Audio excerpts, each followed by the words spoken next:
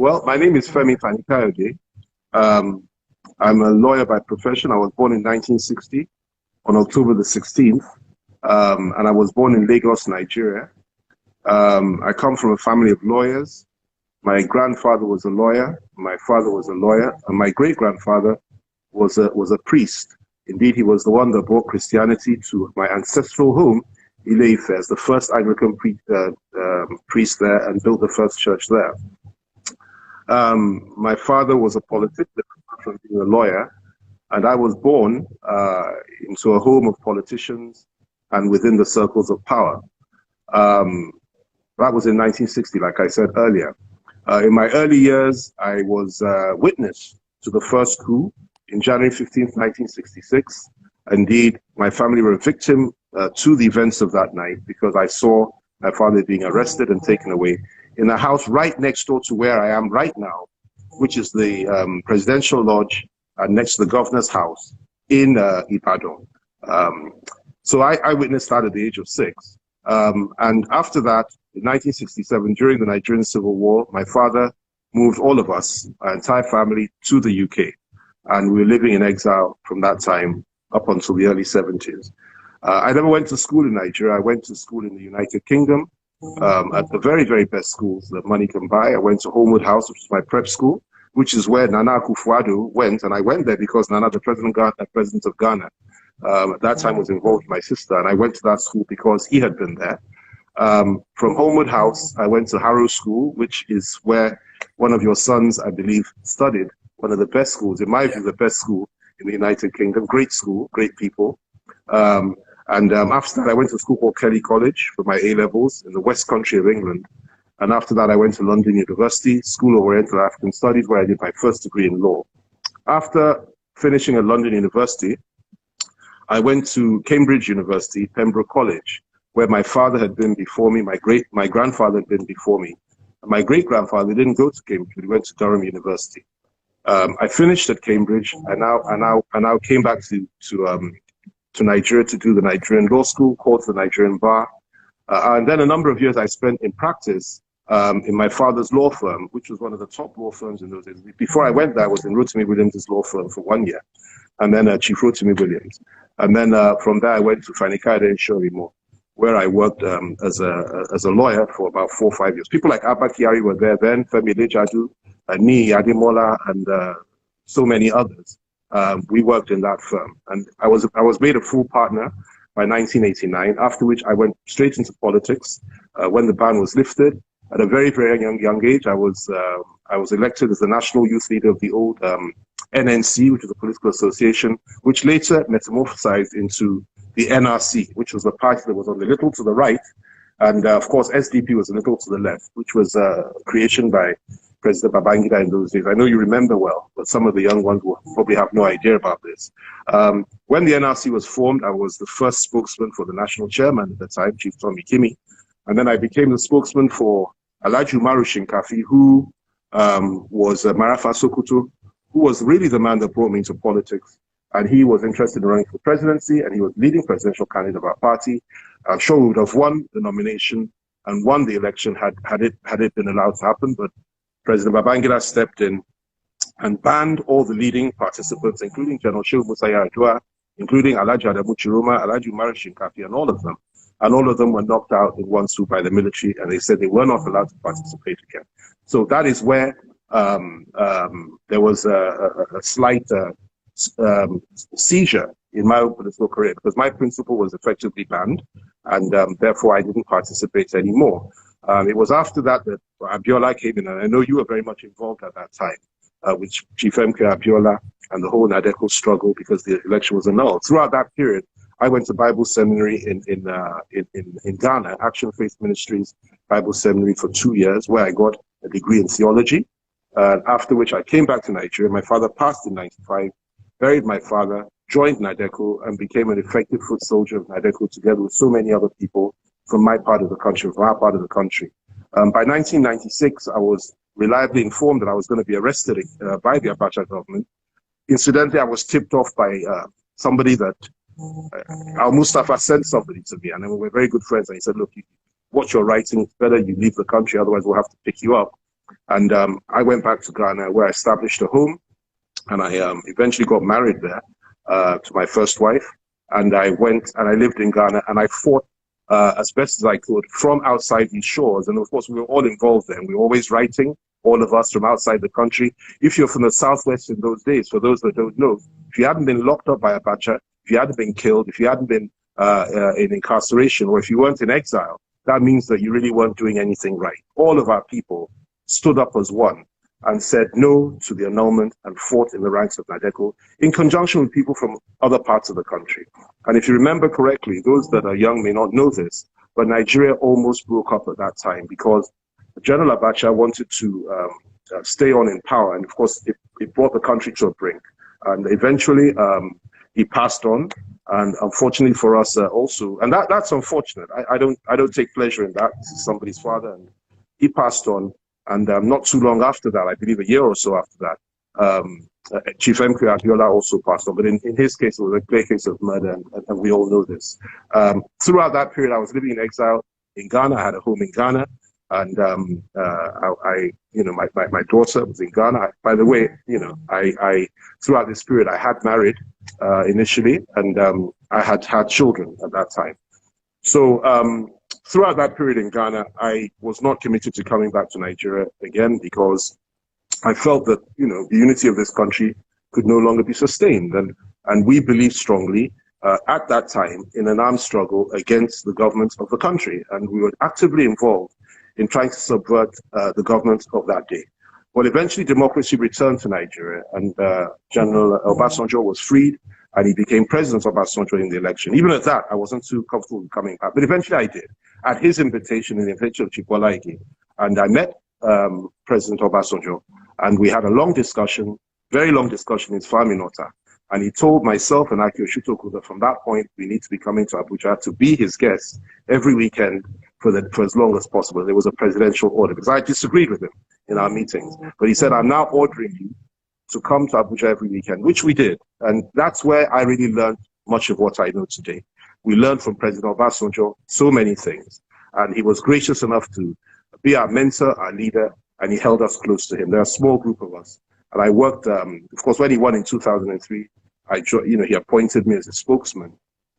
And I was in his government. I was a spokesman for 3 years, and after which he appointed me as initially Minister of Culture and Tourism.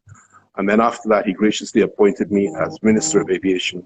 And at the end of the tenure in 2007, we left office. And since that time, I have not been in government. I left government in 2007.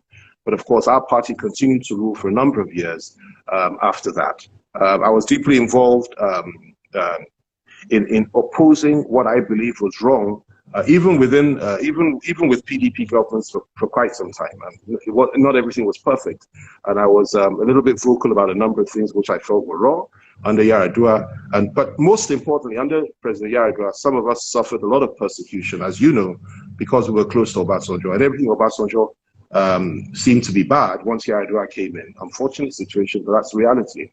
After that, President Yar'Adua passed on. President Jonathan came into power, and I thought he did a very, very good job. However, I did disagree with some of his policies, particularly what I perceived to be an attempt to marginalize the Southwest. Consequently, I had differences with him. Eventually, we settled those differences, and I came back to the PDP. And in 2015, he appointed me to be spokesman of his presidential campaign. We fought a rigorous campaign. Now, before I go any further, let me go back a bit. I ought not to leave this out. I was actually going to slow you down because that was a very supersonic. Okay. All right. Very supersonic. Okay. Yeah. I wanted to ask you. Yes, I know you went to some of the best schools, and I wanted to ask you what you learned from each of the schools. Yes, my first son went to Harrow, and my second son graduated from Durham. I didn't know we had so You much don't in mean common. that. Amazing. My daughter was at Durham too. My first child, Folake, was at Durham University as well. Yeah, she graduated from there. Great university. Yeah. Yeah. Yeah, great. Yes. Each of those schools, how would you say you were affected by each of them? Well, you know, for me, let me be very honest with you. With what happened in January 15th, 1966, and what I witnessed with my own eyes, an onslaught of soldiers and so on and so forth against my home. From the time I went to the United Kingdom and I went to school there, my only ambition from the age of about 10 was to join the military. I had no intention whatsoever of becoming a lawyer like my father or my grandfather. I had no intention of doing anything but joining the British military, actually. And when I was at Harrow throughout, you know very well that Harrow is a school that has a tradition of sending most of their young men, probably about 70%, well, not up to that, maybe about 60, 50, 60%, go into the military. They go into the Lancers or the, you know, the Blues and Royal, the top British regiments, where the sons of the elite go. That was my desire. And I wanted to do a short-term commission, eventually come back to Nigeria and join the Nigerian army itself. And that was my only interest. And I made the application for Sandhurst to go. My father took it and tore it up and said, you will be a lawyer. You will not go to any military. I didn't bring you into this world so that you will start being a soldier. You have to be a lawyer like me. And that was the end of it. And it really hurt me. But I eventually went to university because of that. But what I took away from places like Holmwood House, which was probably the best preparatory school in England, as far as I'm concerned, at least at that time, and Harrow, was the fact that there are certain principles that you must espouse, you must hold dear, no matter what happens. One is courage, and the other one is the ability to empathize with people that are below you. These are very, very elite schools. And what a lot of people don't understand is that they train you to go through such institutions, they train you in such institutions and prepare you for leadership. And it's tough, it's hard. A lot of people say, oh, these are Ajabota people. Not at all, because you're taught not only to be civilized and to have manners, but also to fight like a warrior when you're threatened, and to stand up for your family, your faith, your country, and what you believe to be right. And that's the training throughout, and which is why you have things like the flagging system, where young boys are treated very harshly by the older ones. It's meant to condition you to take pain and to be able to understand the importance of discipline. And that's the kind of institution. And of course, there was the other additional issue of being a young black person in these very elite British schools, which was established essentially for the big families in the United Kingdom. And you go through that whole process of experiencing racism at a very, very early age. And what you need to do, or what I did, and what many of us did, because there were many Ghanaians there as well, that went through these institutions, apart from Nigerians, was to learn the importance of being able to stand up for yourself and never back down from a fight, and always fight back. And that is what a good British public school will teach you, to be able to fight back, to stand up against the bully, and never to back down in a conflict or in a situation where people are attacking you. And I took that away from there, and I took it into everything that I do. And I find that most of my colleagues, or most people that go to such institutions, have the same instincts. Very civilized, very polite, very decent, and very warm to people. But the minute they cross the line, it becomes something else. I say, but very stubborn. Yeah, stubborn and very tough, especially in a conflict situation. That's the training, and it's a wonderful thing. I mean, I have 4 sons now, and I mean, it must have been a pleasure for you to see your son graduating from Harrow. I just can't wait. I had 5. I've had daughters throughout. My first marriage, beautiful daughter, Folake, from Saratu, my first wife. Then I had 3 other beautiful daughters from Yemisi, Adeniji at the time. She's happily married to someone else now, Yemisi Wada now. 3 beautiful daughters. Then I had beautiful daughters from my wife in Ghana, Regina. That's Remy. So I've had beautiful daughters throughout my life, and that's a wonderful thing. But I never had any sons until I got married to my wife Precious, who gave me 4 sons. And I'm looking forward to the day, and I pray God gives me the life and health to see my sons go to Harrow, certainly not Eton, go to Cambridge, certainly not Oxford, and come out as lawyers and play their role in the affairs of their country, Nigeria. I can't wait for that, yeah. I think now that you've mentioned your family, we might as well deal with that. You seem to be a ladies' man. Would you, to those who describe you, that you were probably a womanizer? Is that true? Well, well, I don't know. You and I are similar in many ways. many wives now? 4 or 5? I'm not even sure. Okay. No, the trajectory. You know, your first. Were you married to the to Falake's mom, Saratu? Every single lady and dear woman that has had a child for me, I've been married to at the time, and you know, they are all wonderful, and each of them still have a place in my heart, and I will cherish them forever. Had it not been for them, particularly the girls and now the boys, had it not been for the ability of their mothers to take care of them and stand by them, and you know, it would have been very difficult because I was always all over the place and I'd experienced so many different things. But I was blessed to have the honor of having Saratu, Yemisi, Regina, and Precious having children for me. And you know, these are blessed children, wonderful children. I'm very proud of them. They've been through so much, and they have a father who has also been through so much. And they've had to endure, and they have endured, and they've come out with their heads held up high. And I'm proud of every single one of them. And I'm proud of their mothers too, for even putting up with me, because it's quite an ordeal. Putting up with FFA is not easy. Saratu must be watching from Ghana. I'm sure she right is. now. I could blow her a kiss. I said he's saying to her. Regina too. They're all watching. Yes. Every single one of them, I can tell you that. Friends until politics tore us apart, you know. Oh, but she cares very much for you. But I still love her all the time. Wonderful, wonderful. Yeah. Mm. You know, I mean, it's good. I mean, to still be friends, and that's what a lot of people don't know. Chief Abiola once told us, he said, if you must be a polygamist, you must be a competent polygamist. Will you say Indeed. It's true. Mm. When I was putting up pictures of your wives, I said, hey, I hope I'm not going to cause trouble for Femi at this rate. And nobody complained.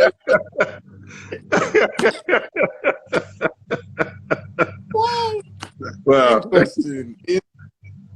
Well, anyway, let's now go to the Shinkafi. You mentioned Shinkafi. So when you started practicing, you said you started from Rotimi Williams.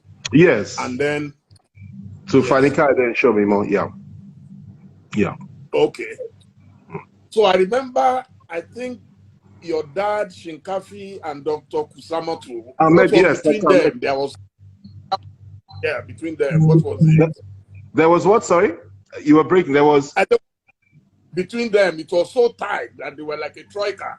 Very, very, very close. Dr. Ahmed Kusamotu was like a first son to my father.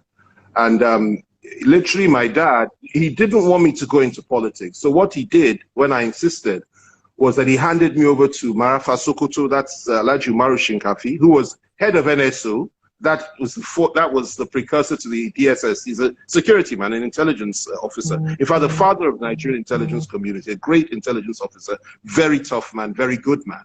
And he went into the field of politics. My father handed me over to him and also to his right-hand man, Dr. Ahmed Kusamotu, who happened to be like a son to my father. And it was through them that I really went into politics, and I learned what I learned.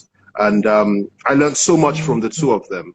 Dr. Kusamotu was like a big brother to me, a wonderful man. He would quote Shakespeare, you know, on the soapbox during campaigns. One of the most brilliant men I have ever met before in my entire life. He was the London School of Economics, and he was just simply brilliant. A prince from Ikiru, and I will never forget him and what he did for me. Marafa was another great man, and I believe he would have made a great president in this country had it not been, and I believe he would have won the election against General Shehu Musa Yar'Adua, but God had other plans, and it didn't quite work out that way. So I was blessed to be in the hands of these people, and I learned so much from them. And we, of course, Choice 92 was now formed into this campaign organization, and people like the late Ismaila Issa Funtua, sorry, and so many, yes, Ismaila Issa Funtua, and so many others that, yeah, he's just passed on. They were all involved in that organization. I was very, very young then, but I had the privilege of being around them and working closely with them. And of course, there were others like Chief Tommy Kimi. I was a spokesman, national chairman, and of the NRC. Chief Emmanuel Uwanyang, the great man from the East. I learned a lot from him too. I worked closely with him when I was national youth leader. And you know, the interesting thing is that people like Rotimi Amici and others were all youth leaders. And the man that was the governor of Tanku, governor of Al-Makura, the former governor of Nasarawa State. Yeah. All of them, there were about 10 of them. They were all youth leaders in their various states at the time, and of the NRC. And I was national youth leader. So we all worked together. We've all been in this thing for many, many years. And we've all struggled to rise to the top and achieve our various ambitions. And so it's quite a great thing, a real blessing. Your dad was almost an inseparable ally of the North. So how come today you are championing the Igbo cause? It seems you've detoured to the... No, it's not that I'm championing the Igbo cause. If anything, probably, you know, people would say that I'm championing the cause of those that I believe have been marginalized in this country over the years. Not just the Igbo, but the Igbo case is particularly bad in my own view, in my humble opinion. And I believe it's important that we empathize with those that have been oppressed and treated in a very, very unjust manner.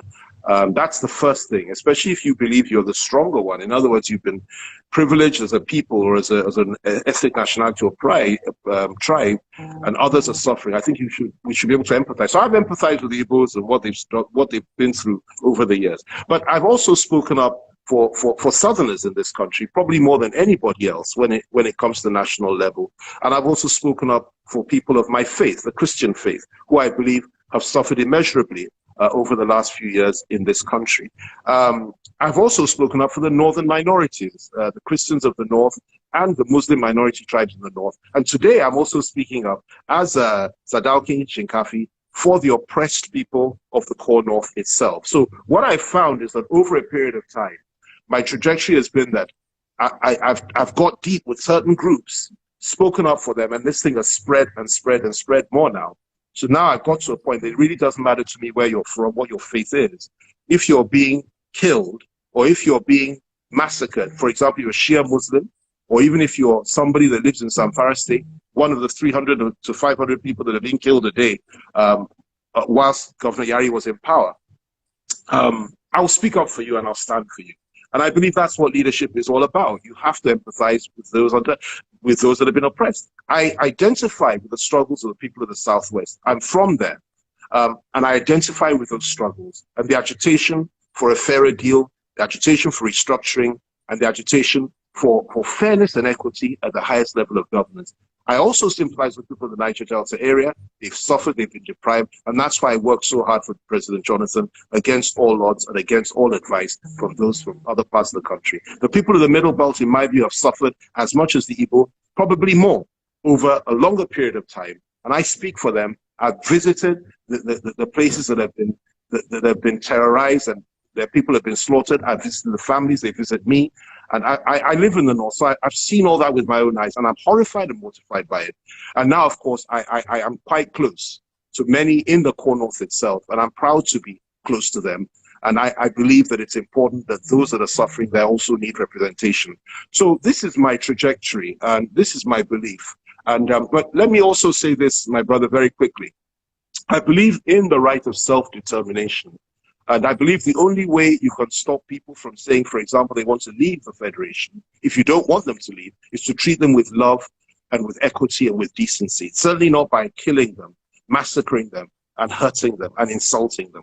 And that's why I believe the case of the Igbo particularly is one that needs to be addressed. And the case of the people of the Middle Belt, they have suffered immeasurably, both groups, and we need to do a lot more for them as a people. And we need to speak for them, stand for them, and fight for them. And I say all this is the Yoruba man, so yeah. You're Biafra. I want your opinion. Biafra. On Biafra. Yes, please. Let me tell you my honest view.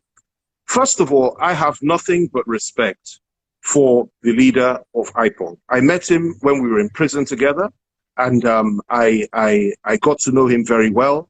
And I don't agree with everything he says, particularly when he speaks about the people of the Southwest and perhaps other tribes in the way that he used to speak about them.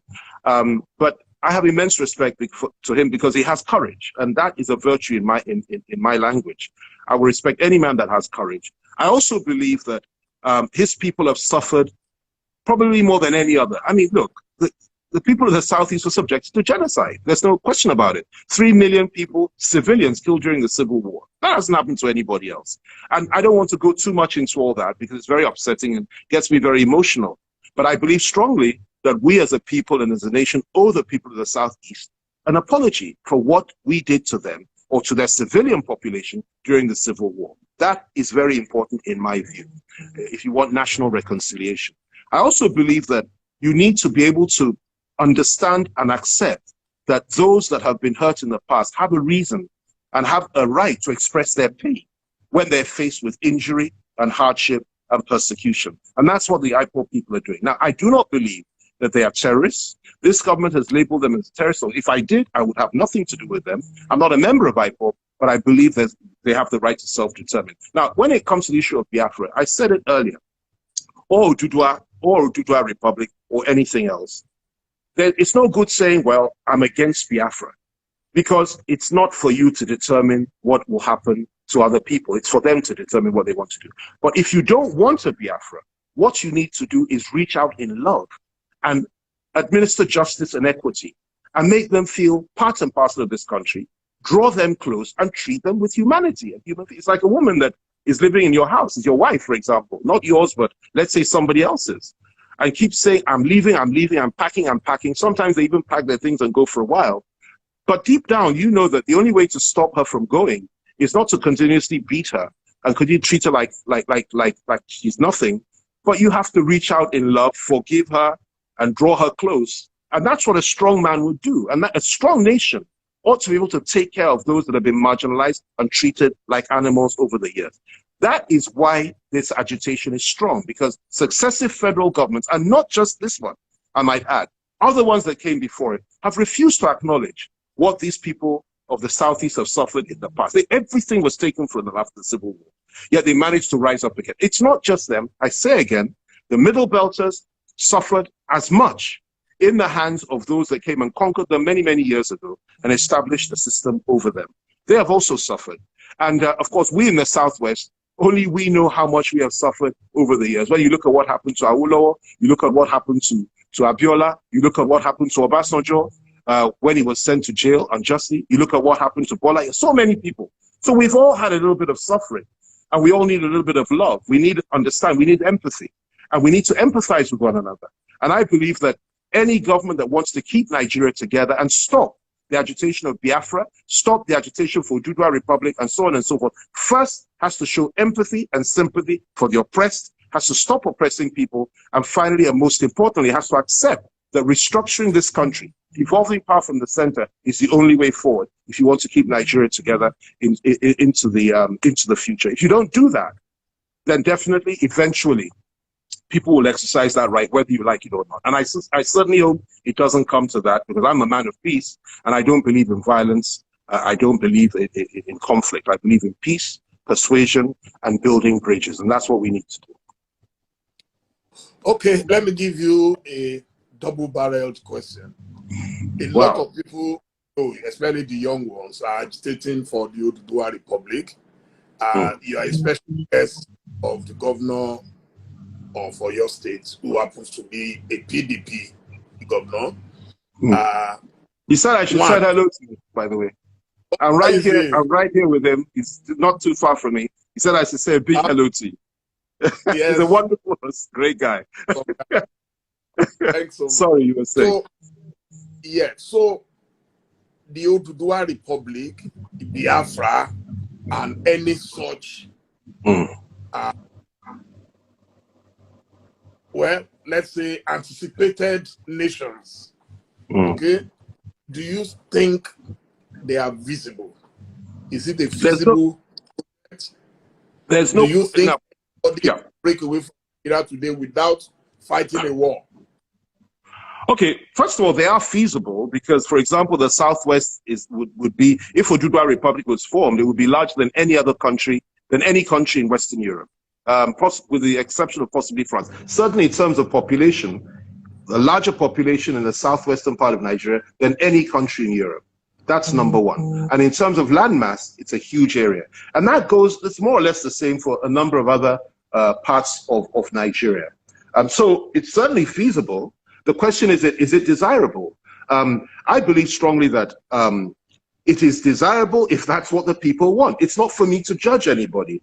And I think for years we've all been saying, well, if this is settled, you cannot cross that line. It's settled law that Nigeria must be one. Well, those of us that have been saying that, or those that have said that, are living in cuckoo land, because change is the only thing that is inevitable. Now, I'm saying if you don't want that, and I as a first option do not want that myself, I would much rather we fix Nigeria if it's fixable. Restructure it and fix it. If you can't restructure it, if you can't fix it, if you insist on the philosophy that some must be slaves and some must be masters, or the philosophy that some are horse riders and some are horses, if you insist on that philosophy, that some are masters and servants, definitely, or some are born to rule and others are born to serve, definitely, you are going to have a breakup of this country. That is given. And it may be a conflict which ends in a lot of violence and bloodshed. Nobody wants that. So in order to avoid that, what you have to do, treat people as equals, be sensible in how you manage the affairs of others, show empathy to what people have been through, and try and fix the problem and devolve power from the center. That is the way forward. And so if you ask if they're feasible, they certainly are feasible. Biafra is feasible. If you ask whether it can be done without a conflict, which is, I think, is what you now asked me, I think that it would be very difficult to achieve these objectives without a conflict. And that is precisely why I would rather we fix Nigeria. However, let me tell you this, it doesn't matter what I think or what I feel. Those behind me in the younger generation, in the Southwest, and you know, Bobby D, you know this as well as I do, they're not waiting for people like us to give the go-ahead. They are telling people like us that you are living in the past, that you believe in this entity, we don't believe, and we're constantly trying to tell them that things can change if we have restructuring, and if we change things and we get the right leadership in the country and you devolve power. We can change it, we can fix it. Same in the Southeast, same in other parts. The younger generation are fed up with leaders like us that have consistently said there must be peace. They are saying peace at what price? That they're not prepared to be slaves, they're not prepared to continue in this mess. And we have to listen to that. And we have to try to fix the problem before they decide to do something terrible, which is just to begin to take their destiny in their own hands and begin an armed struggle. And God forbid that should ever happen in our country. We don't want that. We pray that never happens. And by God's grace, it will not happen. So what is happening to Amotekun? Because there was so much unfair at the beginning and suddenly it fizzled out. Now, I think the last time I heard anything was Arakuni, Akeredolu wearing their uniform and all that, so red. So well, let me, let me, yes. Well, let me say this. First of all, I'm very proud of our governors in the Southwest, across party lines, for coming up with the idea of, a security outfit which is designed to protect the people. The Southwest literally has been inundated and filled with people from outside this part of the country, mainly foreigners, by the way, I should add that, excuse me, foreign Fulani people have flooded our forests, and they were killing our people, kidnapping and indulging all sorts of crime. And for some reason or other, in my view, this government seemed to not be able to control the situation at best, and at worst, seemed to be indifferent to the plight of our people. So the governors did the right thing, something many of them never thought, many of us never thought they would do. And that is why I say I'm impressed with people like Makinde, people like all the others, every single one of them. They have stood up, they rose to the occasion, Kayode, Femi and said, look, enough is enough. And they set up this outfit. I had a discussion with Are Gani Adams, Are Onakakanfu, our generalissimo in Yoruba land, a few months ago. And I told him that it is his responsibility. I was told that to ensure that, the people of the Southwest are defended in the event of any conflict. and that I sincerely hope that he's working on that. And he assured me that he's working together with leaders in the Southwest to ensure that it never came to that and to deter any form of aggression. And I accepted that and I believe that. And the fulfillment of that hard work was to persuade the governors to do what they've done. And they've done it, and they will continue to do it. Any attempt by the federal government to control or merge this group with the Nigerian police will not work. First, it's unconstitutional, and secondly, the purpose is to defend the people of the Southwest and all those that are living within the Southwest who are non-Anago people. That's the purpose, and that's a laudable thing, because the situation that we're in today is a very, very bad one. It's unsustainable, it's untenable, and we just have to do something to save the lives and properties and protect our people. I believe it's also part of what a true federation offers. The local people in their locality can protect their people, and that's what they're doing. And it's alive and well. I was happy with what Kayode did the other day with the uniform and all the rest of it, because it sent a signal to the whole country that this is an integral part of Anago Odua culture now, and it's not going anywhere. And I'm very proud of that. And I believe that it's something that ought to continue, ought to be sustained. Pray that the Amotekun can fly, because I personally believe in community policing to some extent, and everybody should be able to take care of their security architecture. Problem now, if you are saying that government is not overtly, but at least maybe covertly supporting these guys, these Fulani herdsmen, whatever you call them. But what we have seen is that they carry very sophisticated weapons. Weapons, yeah. Amotekun, unless we are not aware of the caliber of ammunition they have, but what I see with them looks too much like pump actions and shakabulas and all that, like local hunters. Do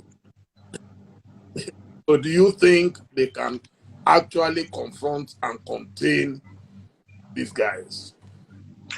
First of all, let me say, apart from the weaponry issue, and I'll come to that in a minute, the ability of the sons of Odua to stand in a fight is incontrovertible. History teaches us that. We don't lose when it comes to fighting people from outside our shores. We've never, ever been defeated by a foreign army, apart from when Ilorin was taken from us. And that was because one of our own joined the other side and colluded with them.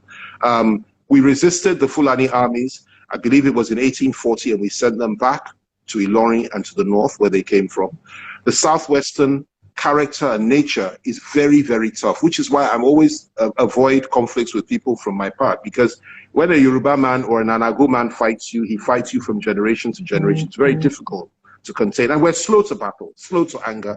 We don't just get up and fight like others. We take our time and we measure it well. I can assure you that no matter what level of weaponry those that seek to oppress and to kill our people and conquer our people may have, we are more than ready. I can give you that assurance personally. I'm satisfied with that. What you see may not be all there is to see. And in any case, it is not the size of the dog in the fight. It is the size of the fight in the dog. And you will only know, Yoruba, it's when you have killed somebody that you will know he has relatives to fight for him. We have a very strong, proud history of resistance to subjugation. And each time there's been a military intervention in this country, it came as a consequence of violence in the Southwest. It happened in 1966, it happened in 1983, it happened in 1993, and subsequent to that, it will happen if things get crazy in the Southwest. So I have no doubt whatsoever. It will be very difficult. 40 to 50 million people throughout the world, sons of Odua, suppress and oppress them, kill them in their own territory. I mean, it's impossible.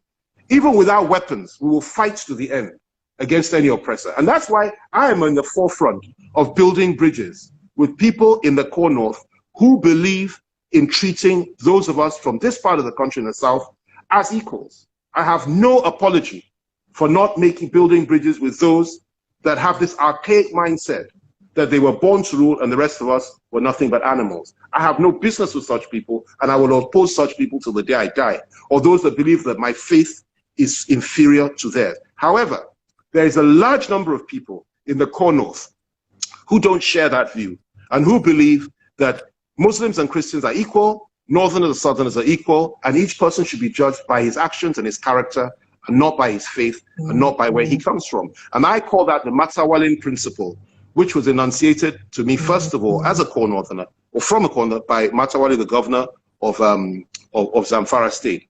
And as long as we have people from the core north that have that mindset and that view, that we're all one, we should build bridges, that we are one, which is essentially the slogan that he and I have, and we always share it whenever we talk, that we are one. If you have people like that, you have people like yourself, Bobby D in the South, and others who believe that we are one, that we are not superior to the Fulani, we're not superior to anybody because we're Christians. We are all one. We share common humanity. That is what will keep this country together. But if those from, any part, I won't just say the core north, believes that they are superior to anybody else, and they can subjugate us by the force of arms, or they can invade us, or they can oppress us indefinitely and in perpetuity, they will be in for a very, very rude shock, because the Nigeria of 2020 is very different to the Nigeria of 1967. And like I keep saying, those of us that are in the ranks of the elders now, or the older ones, I don't know if we're elders yet, but the older ones have a duty to keep the peace and to enunciate responsible remedies for a very complicated situation. But those behind us that are younger have little time for this. And we need to work very, very hard to ensure that things don't explode in this country. And that is why it's important for us to work together and build bridges. I had the privilege of meeting with the Sultan of Sokoto some time back. We had a 1.5-hour discussion together with the governor of Sokoto and the governor of Zamfara. And I've had the privilege of meeting a lot of governors who are personal friends of mine over the last 2.5, 3 weeks. We've had very, very detailed discussions about how to try our best to keep the country together, but at the same time, to be able to address the issues that those that have been oppressed over the last 5 years have raised, and show empathy to them, and try our best to reach out to them in love and make things better for them and right the wrongs. And that's what leaders are meant to do. And that's the way to keep this country together. Okay, we will come back to the governors. I have questions on the governors. But before that, in the government of President Olusegun Obasanjo, there were about 3 or 4 of you that used to hang to, and one of them happened to be the current governor of Kaduna State, Nasir El-Rufai. My good friend. Yes, I would say during that government, I was one of his biggest fans. I like cerebral people. You will never see Nasir without carrying a book. In fact, I was contesting in 2011 for the presidency. I wanted him running me, and I approached him. He laughed so much, But what is going on currently in Kaduna gives me cause for concern. Are you able to tell what exactly is wrong in Kaduna? Well, that's a difficult question for me, because Nasir El-Rufai and I were very, very close. When we were, as you quite rightly said, when we were in government, I had nothing but love for Nasir and a few others, Ribadu, Ubasani, who's a senator now from Kaduna. And that was our little group, Aki Oshutoko and a few others. And we all lived close to each other in Aso Drive there. And we for many, many years, we were all very close. Unfortunately, something that I really think ought not to happen happened between us. At least this is my own assessment anyway. You may disagree, but was that politics more or less came between us. The politics of Buhari divided us. And that's where we are today. I have fundamental reservations about some of the things that are going on in Kaduna State. I happen to be a Christian. Nothing can change that. And I'm a practicing Pentecostal, blood-soaked, tongue-speaking Christian. I went to Bible seminary. I take my faith very seriously. I'm not an angel, and I don't claim to be, but I take my faith is everything to me. Without my God and my faith, I'll be nothing. So where I see a situation, I see that members of my faith are being butchered and killed in southern Kaduna, not just yesterday, but since 2015, and even before then, but suddenly became very pronounced in 2015. And where I see a situation where, for example, 800 people are killed on Christmas Day and Christmas Eve, 2016 in southern Kaduna, and where I see a situation where this pattern has continued, and where people from that part come to me and tell me what's going on and reach out to me as a leader, even though I'm a southerner, I live in the north. I felt their pain. I've been there many times. I know what they've gone through. I feel nothing but pain, and I cannot understand why it is that Nasru, my good friend, who I have immense respect for, who is a great intellectual, somebody that is well-read, well-educated, like you quite rightly said, could allow this to happen. Well, he may have his own side of the story, and I would not be the one, I will not judge him on this program. Perhaps our collective failings, the fact that we have not been able to sit down to analyze the situation and try to understand one another. I feel very, very bad.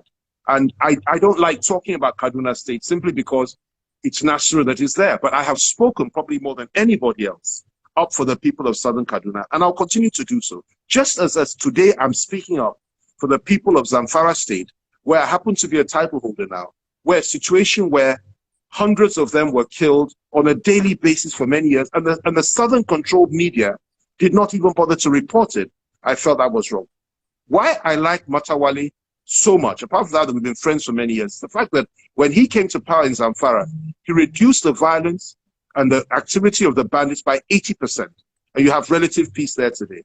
But that has not happened in some of these other states. And Kaduna, it seems to be getting worse. And I want to take this opportunity to make an appeal to my good friend Nas. Yes, I've written a few essays in which I was harsh on him a few years back.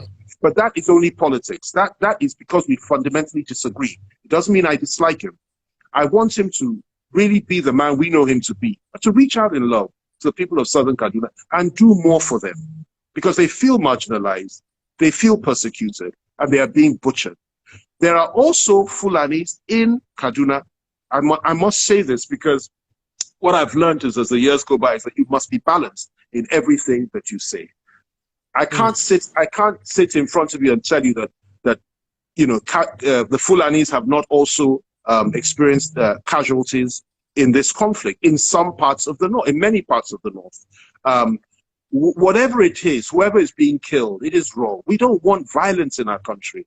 Whether you're a Christian, a Muslim, a Fulani or a non-Fulani, nobody should kill anybody else. And let me say, the majority of this killing is done by foreigners, foreign Fulani. So on the northwest, we have foreign Fulani killing local Fulanis and killing Hausa people and Christians and northern minorities. In the northeast, you have Boko Haram, which is the world's most, terrible, world's most deadly terrorist organization, killing everybody in sight, including Christians and Muslims. So you have the first most deadly terrorist organization in the northeast. You have the fourth most deadly terrorist organization in the world operating in the northwest. You have ISWA, that is ISIS West Africa, operating throughout the north. And this is the cocktail that we have to deal with. And by the way, I say that because that's what the International Terror Index said, which is a respectable organization which measures these things. And we are sitting on all this, and we're seeing what's happening in our country, and we're weeping. And Dele, I have to say this. I remember in 2015 during the campaign, if you remember, what I was saying at that time as spokesman to Jonathan's campaign,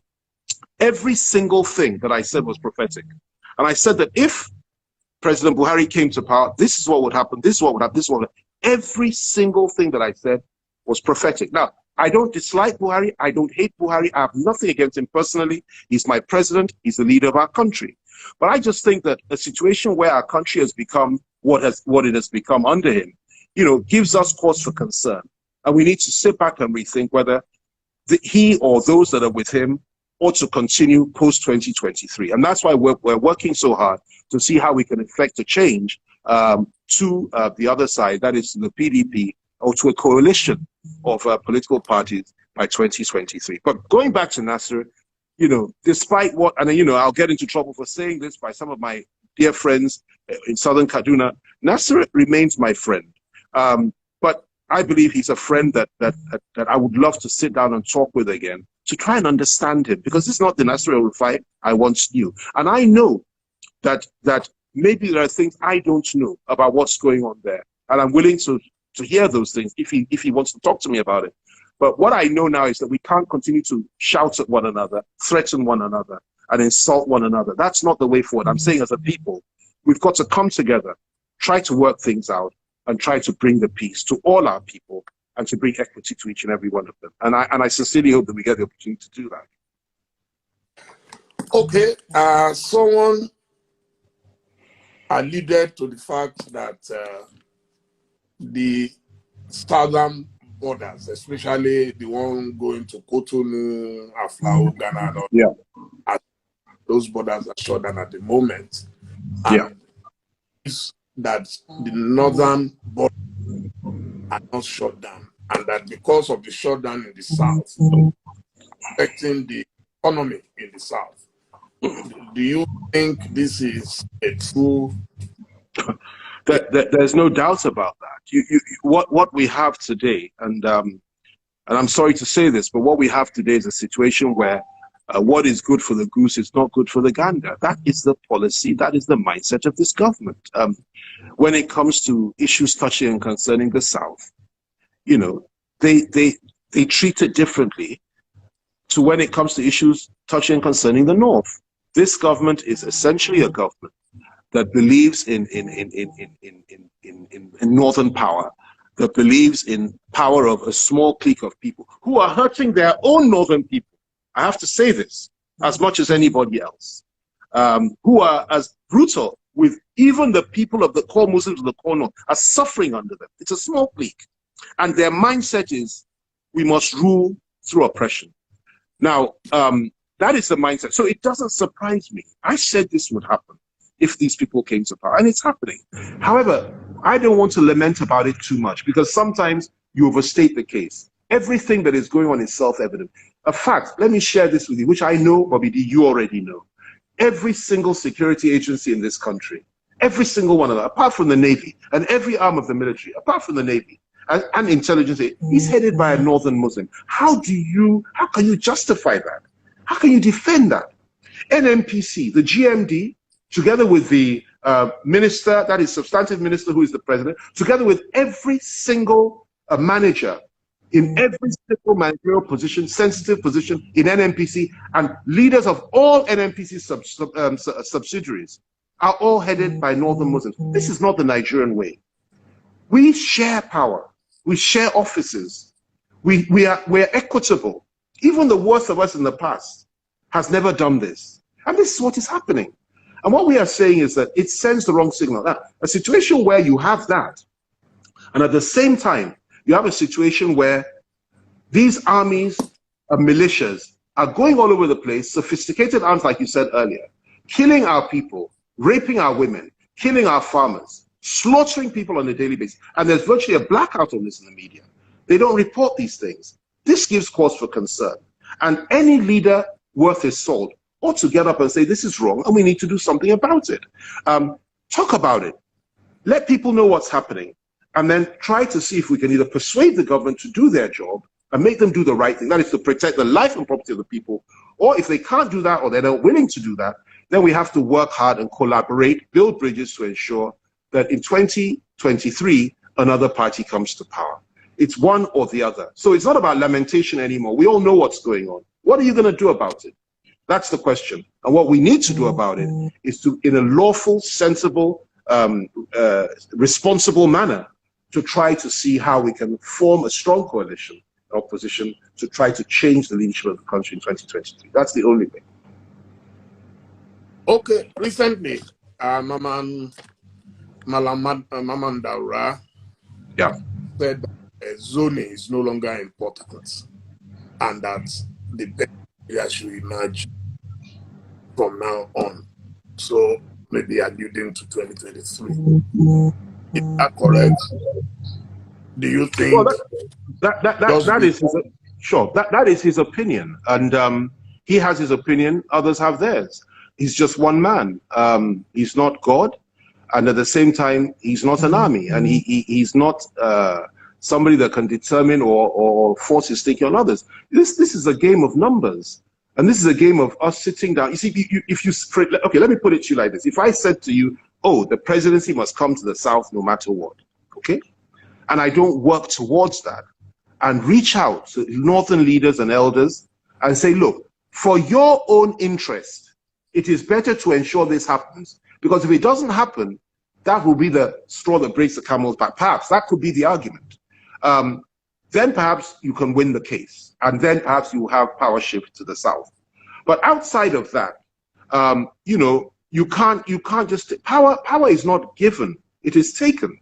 And if the Southerners in our country want power, they need to take it, not by force, but by persuasion, by working hard morning, day and night, and convincing northern leaders who are liberal and who are reasonable and rational and smart to say, look, let's form a coalition and ensure this happens. Outside of that, the reality is that we may not even see that.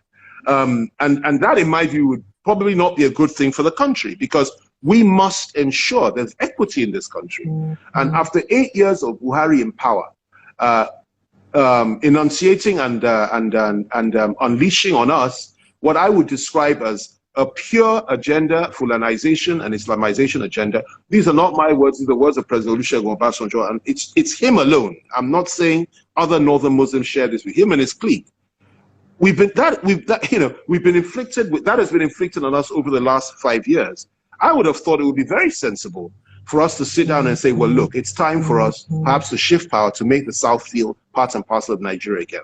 However, it is not something that will be given to you. You have to work hard. You have to win the confidence of the other side. You have to build bridges. And even where you fail to achieve that, and a northern Muslim president, or for example, PDP has a northern Muslim candidate, I don't know if they will, or APC or whatever, if that happens, you have to make sure that you choose the right person, not a Buhari type. I'm sorry, I don't mean to be rude about the president, he's our president, but not somebody with that mindset who will divide us all the more and who will take us to the brink, but somebody that is reasonable, rational, and understands the importance of unity, love, and peace, and treating every tribe and every faith fairly, no matter what. If you have a Nigerian like that, to me, it really doesn't matter where they come from. But the reality is the people of the South feel very bad. The people of the Southeast feel they've never had executive power. And I feel that that is full executive power at the federal level, except for once, and the man was murdered, okay, after a few months. And the Southwest has also suffered immeasurably over the years. And, in my view, it's time to shift. But let's wait and see how it goes. Whichever way it goes, we're in the game. And Dele, you must come back to the game. All right? We're in the game. At 60, I've retired. Now, yet our president is close to 80. We will call you back. Based on I want to be able to play with my children and grandchildren when they come. No problem. I don't blame you. 2023. There are speculations that you've been traveling all over the places because you are testing the waters, and it's one of the things that got you into some controversy last week. But I won't go yet into the controversy. What do you foresee happening? What is the latest permutation that you can see?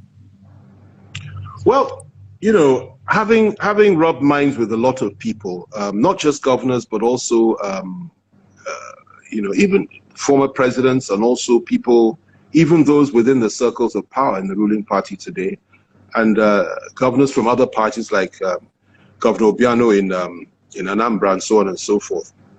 What I believe is that there is hope for Nigeria, because everybody appears to be reasonable and ready to do the right thing in the right way to ensure that our country is made what we all want it to be, an equitable, modern day state where secularity is confirmed, the secularity of the state, and where everybody's treated as an equal. The permutations are very, very complicated, and I wouldn't want to say too much about that now.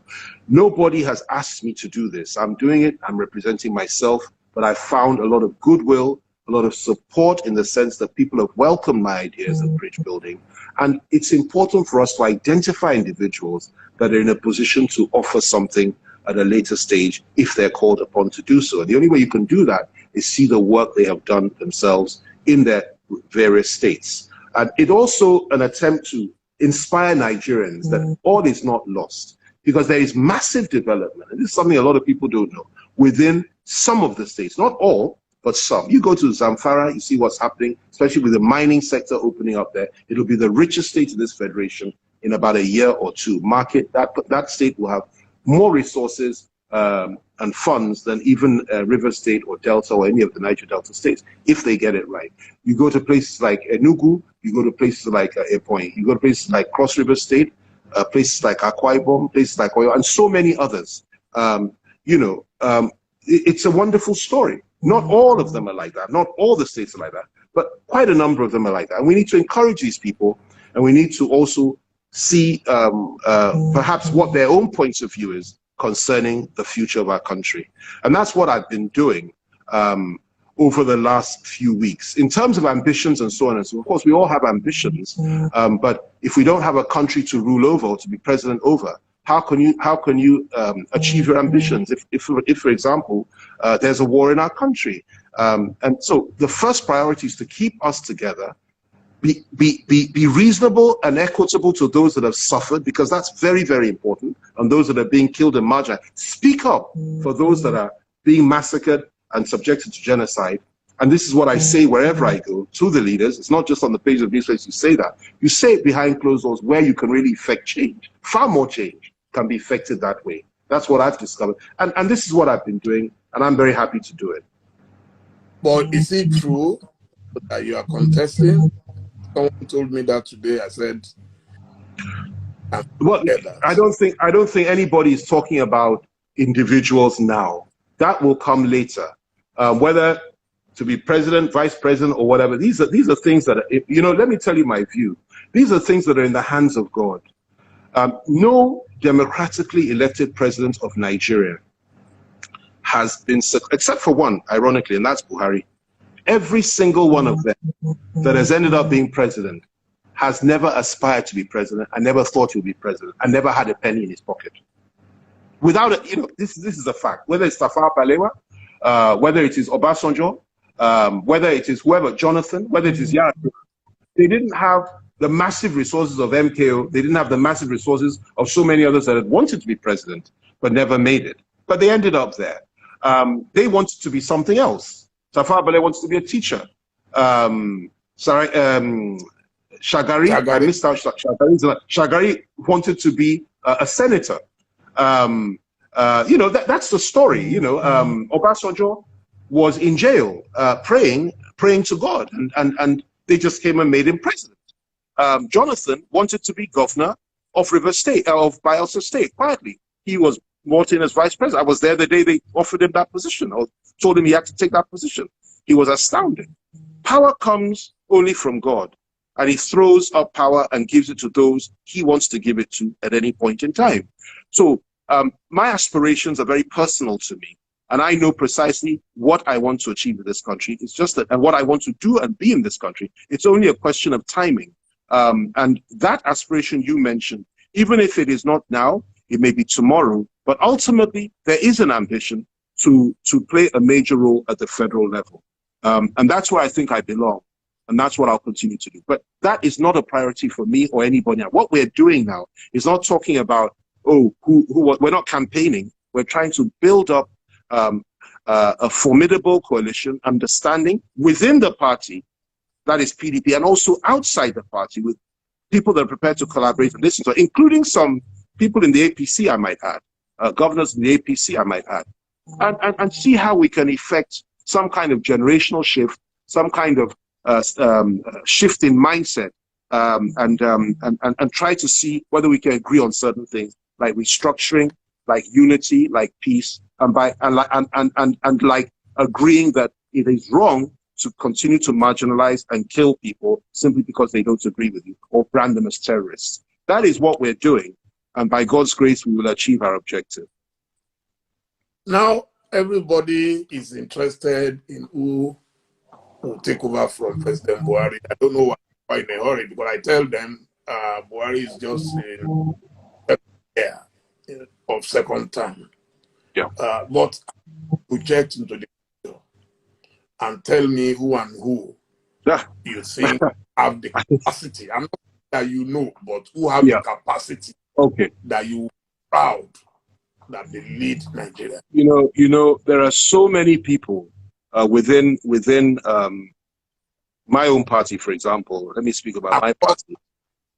Across party lines. Yeah, I mean, there are so many people across party lines. That's the truth. Even in APC, as complex and as difficult and as unattractive to me as they are, there are some individuals that could do a very good job. Look, listen, there's no question about that, because party affiliation is one thing. If you're a real leader and an elder statesman, or you want to be a real leader, you have to be president of everybody, not just president of your party members. And I know a lot of people who are eminently qualified for that job, who have the energy, the intellect, the power, the compassion, and the strength to do a damn good job and to keep our country united. But I think what is important, what's different this time round, is that you need somebody that understands the pain of those that have been oppressed and the anger of those that feel cheated and marginalized. And you need somebody that is able to empathize with that and do something effectively about that as quickly as possible, because the anger is rising, and I can tell you gladly that that I've met quite a number of people that are in that category. What people fail to understand is that people that are in power tend not to say too much to the public. They tend to talk behind closed doors to effect a change. And like I said earlier, that's far more effective than saying too much in the public. And I'll tell you, a lot of discussions that are going on now, are resulting in positive change in certain areas. People are reaching out to the president. In my presence, a few people have done that. So this is wrong, this is unacceptable. And the president said, well, fine, he's been quite reasonable in some respects. And that, to me, is a positive thing, which you cannot take from President Buhari. In Zamfara, he was very helpful and supportive to ensure peace came. In Ebonyi, he was very, very supportive of the state government there, to the benefit of the people of Ebonyi State, and there are a number of others, even Cross Rivers to a certain extent, though they could do far more. So we shouldn't condemn anybody, and President Buhari would have had his time in 2020. It's time for him to go. It will be time for him to go. Now let's talk about the future and who can come over and take over. My preference would be for a strong, dynamic, perhaps younger person than him, who understands the tempo and the nature and the temperament of the people, and who accepts the fact that, look, a lot of things have been done wrongly over the years, and we need drastic change in attitude, in perception, and the way things are done in this country. We need to be sensitive, we need to be clear thinking, and we need to stop. It would be very, Bobby D. Your sweet tongue. So if I call one name, I'll have 10 enemies immediately. Party line. Just try. Okay, call 8. You can call 8 of them. I don't mind. But tonight, you project into the future, because I know you have a robust. Let me be general rather than call names. I'll tell you that there are a lot of leaders. Some of our governors across the board in the PDP, we have individuals who are not governors, we have former ministers, we have people that, legislators, we have people like that, senators who are eminently qualified. But it wouldn't help their cause if I were to mention a name now, because... help you. There is no way you are going to escape this. Let me help you. I will start naming names for you, and then you tell me your opinion. Let's start from, I hear that Alhaji Atiku Abubakar still wants to run. So, and it's from your party. So, how do you respond to that? You just said you wanted a younger person than Buhari. Well, no. Waziri, it may not be that young in age, but he's certainly young in mind. And he's a good man with a proven track record. He was my vice president. We worked in the same administration, and he's eminently qualified, as are so many other people. There are many, Your theory of youthfulness. He's youthful in the mind. What I'm trying to say is that his mindset, and actually this is the truth, his mindset is far closer to the mindset of people like us than other people. But I do believe strongly and passionately. Man, I supported him in the last election. I know that he has a very youthful mind and he's still very outgoing. and he tries Absolutely. to A wonderful man. update. But I'm just asking that your party be willing to give tickets to a man who will be nearer 80 than 70. That would be something that will be determined by the party convention. I might have my own personal views, and the delegates that go there. That is entirely their own choice to make. We lost your voice. We just lost sorry, your somebody voice was now. calling. We can't hear you again. Okay. That determination will be made by party delegates and party leaders at the appropriate time. What I personally think, though, is that there are a lot of people who want Atiku to come back as our presidential candidate, and there are also a lot of people who are looking elsewhere. And these are very calling. Oh, they should have put that phone on. Do not. Yes. Maybe you can do that for me. Okay. There are a lot of people. Yeah, there are a lot of people that are eminently qualified, strong and dynamic, and have so much to offer across both North and South. And I believe at the right time we'll all come together and agree. And you know, one thing that I think. Can you? Hello. I think your phone is ringing again. Yes, I'm hearing you now. Hello. It'll come off. There's a cancel thing. Leave there. Can I press cancel? Yeah. Okay, we're back. Sorry, somebody was calling in. Yeah. So there are a lot of people. No, I can see that you don't want to mention names. Okay, let's not talk about principle. And I hope you will also not dodge that. Would you agree that it is time for power to come back to down south? As a matter of principle, I believe that. But at the same time, I'm a realist. And I happen to know that the likelihood of, for example, power coming to the south for the APC, that is the idea that Asiwaju Bola Tinubu will be the candidate of the APC, is one that is most unlikely.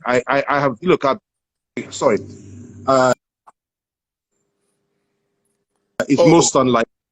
Yeah. That, you know, what? I didn't get that. What you were saying something about Chief Tinubu.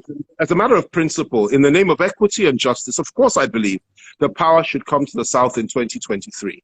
However, I'm also telling you that this game of politics and the quest for power will only be determined, is determined by one thing and one thing alone: an agreement between people, and it's a game of numbers. And the reality is that there's a lot of intrigues going on in both parties. A lot of games going on, a lot of moves being made. Maybe I shouldn't use the word intrigue.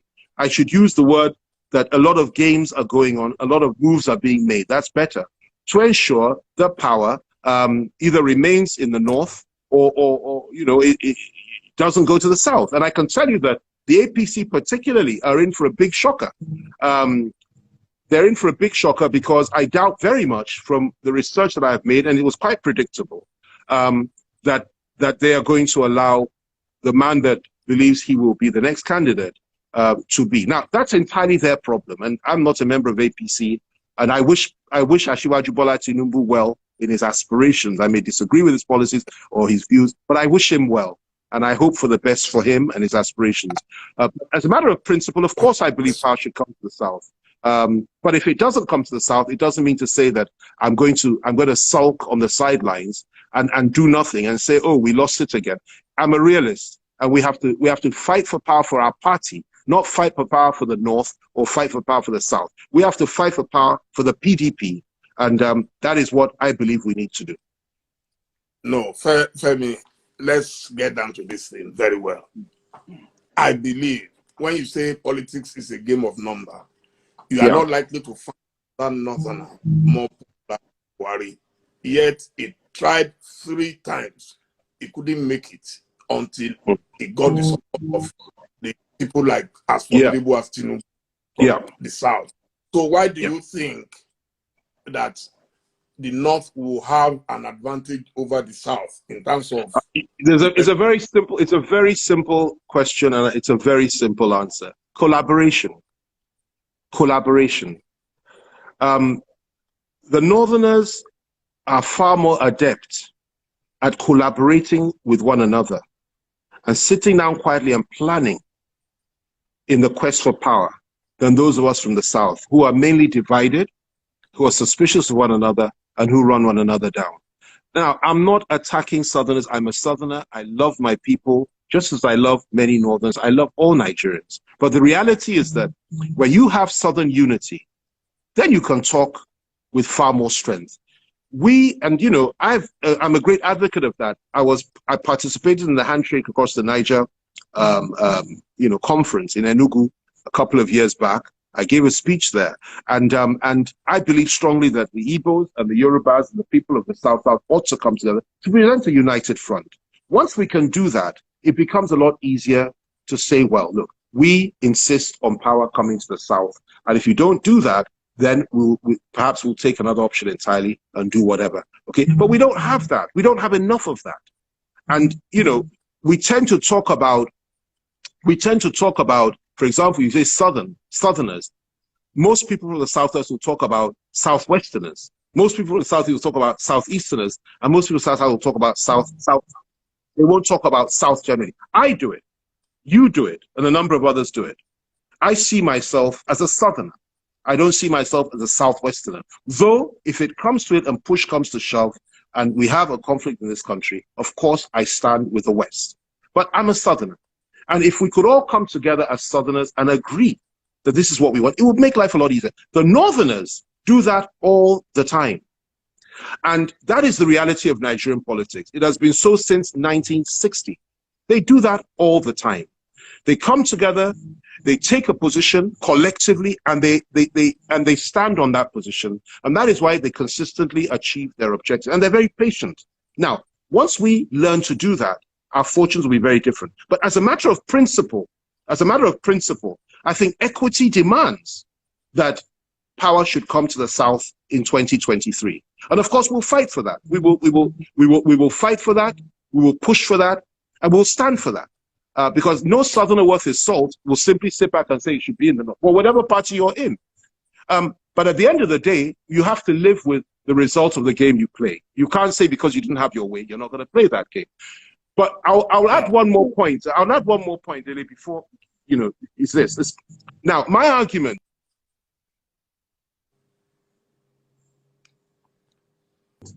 consistently to those, that I've had this discussion with in political circles is this, that it is not even in the interest of the core North to hold on to power in 2023. That's just my view. It is in the interest of the core North for us to be friends, to build bridges and so on and so forth, and have a united country. But it's not in that. Why? Because after 8 years of what President Buhari has subjected this country to, the feeling in the country generally, and I feel it and I sense it everywhere from followers and leaders, is the level of resentment against people from that part of the country is very alarming. And which is why I've been saying to everybody that cares to listen, not all Northerners are what some of you believe they are. The majority of them are not like that at all, and they think like you and I. So in my view, apart from the fact that it's the right thing to do, it's also the best thing to do for the country, for unity, and for the North itself, so that nobody will accuse them of wanting to hold on to power in perpetuity. Now, having said that, that's just my view. But I'm playing in a game, in a big game with a lot of people who have different views, and at the end of the day, we will put the case in caucus meetings, we'll put the case wherever we need to put the case and argue it to the end. But we will be bound by whatever it is our collective caucuses or groups decide. I'm sincerely hoping we win the day. If we do not win the day, the greater cause is to ensure that the PDP comes back to power. And that, for me, is the most important thing. Because that's the only way we can effect change in this country. You don't do it like that, you don't play it like that, then you may as well say, okay, let's just break the country and forget about everything. And it may come to that if we're not careful and certain people hold on to power in perpetuity. I hope it doesn't, but it might. There is the theory, and I don't know if you agree, that a presidential race is not a child's play. It's like the World Cup of politics. Yeah. You're a candidate, so you know. Yes. Oh, yes, I know. And that's for you to be president of a country as complex and complicated as Nigeria, you must have the pedigree and you must have 25 to even possible 30 years. And the argument now is that if power would come to the South, let's start from Southwest, that two people are ready from day one. Mention Asiwaju Bola Ahmed Tinubu, who has been a kingmaker and who will now be the king. And they mention Professor Yemi Osinbajo because he would have been vice president for 8 years. You are smiling. So, which means PDP is not likely to have someone that formidable. If you know one, you can throw the name in. That's why I was asking you for name. So, yeah, I'm giving you a mutation that I've heard. Yeah. In the South, I see that people are beginning to mention President Goodluck Jonathan again. In fact, they are saying because he was once a president, it's easier for him to tap into his old contacts and alliances.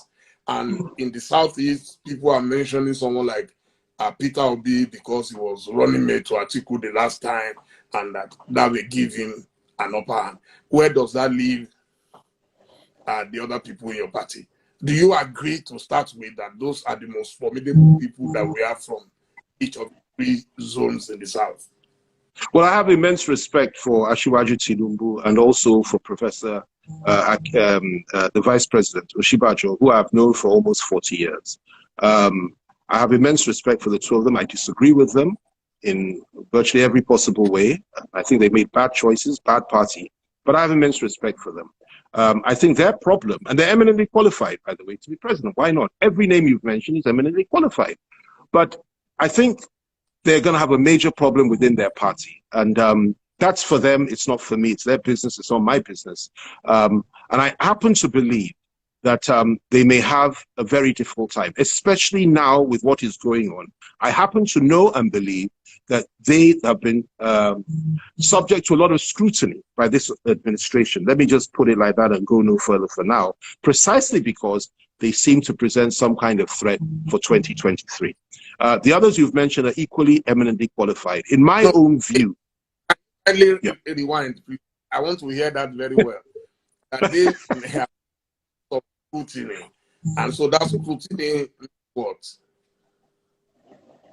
Well, let me put it to you like this. I don't believe that they will be allowed to emerge as presidential flag bearer for their party. And I don't want to tell you why I don't believe that right now. But I happen to believe and know that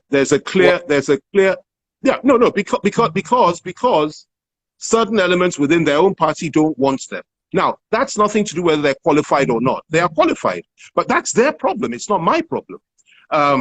They're in APC together. They should fix the problem. We told him, that is Asiwaju from this outset, that if you believe that having supported Buhari and those that believe that think like Buhari, that they will be fair to you and hand power over to you in 2023. If you really believe that, then you're not nearly as astute as many of us believe that you are. It's not going to happen.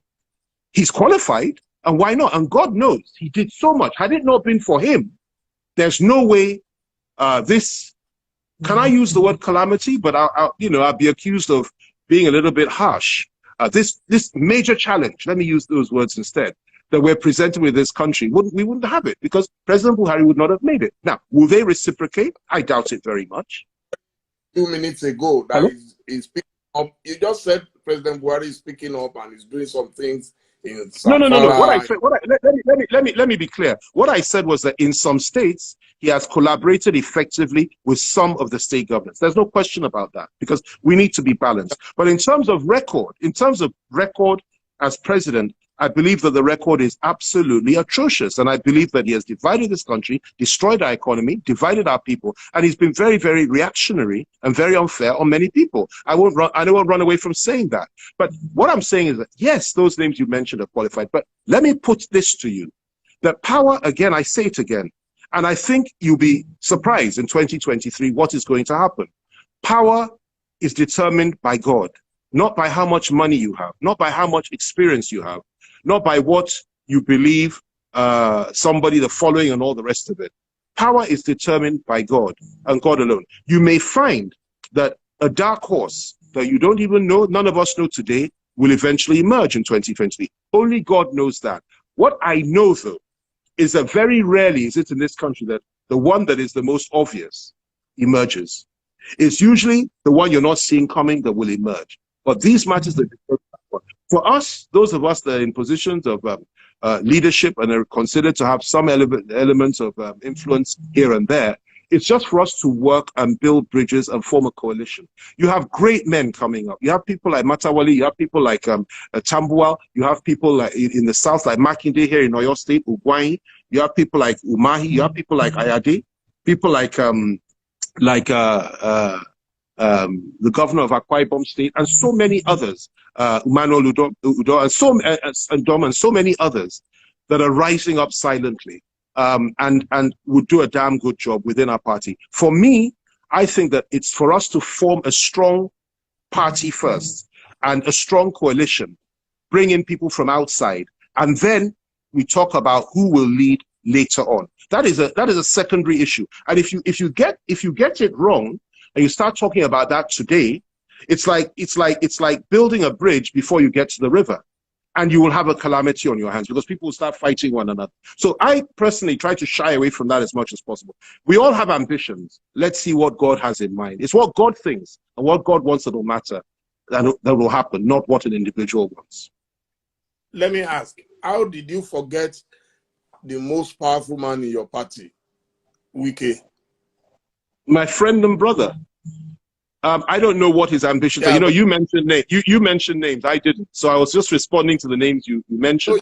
You mentioned Udo. Yeah, sure, I did. I meant, yeah, sure, Wike too. There are so many, you know, that are eminently qualified.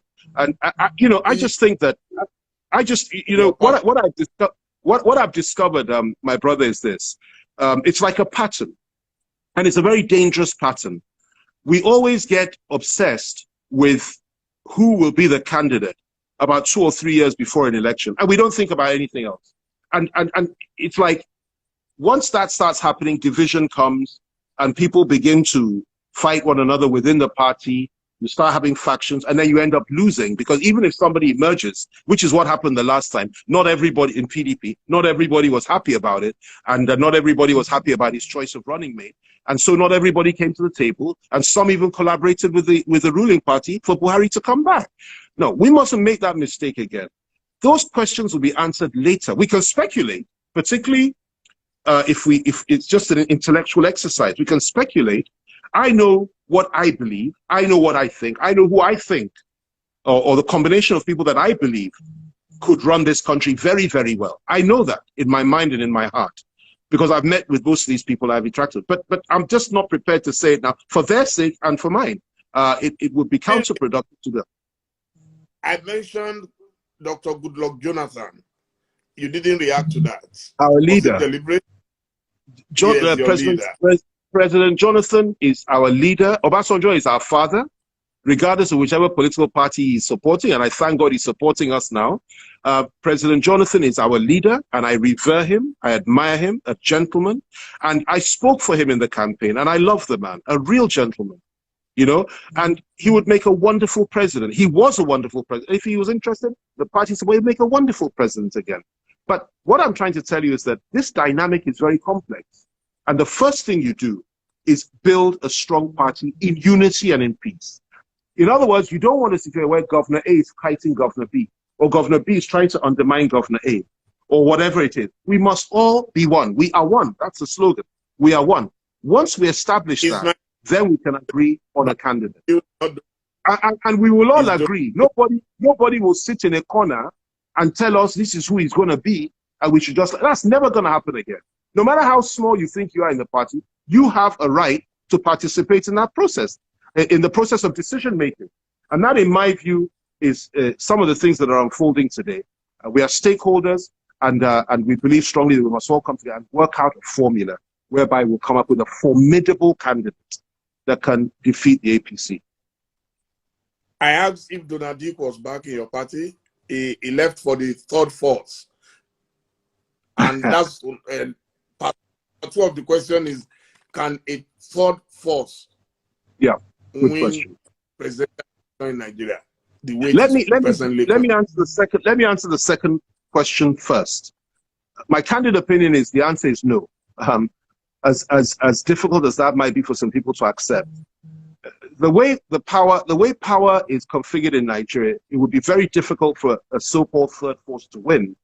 And let me tell you why I say this. In the last election, both 2015 and 2019, actually, both elections, you had a number of what I call mushroom parties rising up. People were talking about third force and so on and so forth. Not one of those parties, and I'm not disparaging any of the leaders, they're very courageous people that have stood up to say, look, enough is enough, we want to go our own way, and they got into the ring. And I love that. That's courage. But the reality is that not one of them won a ward.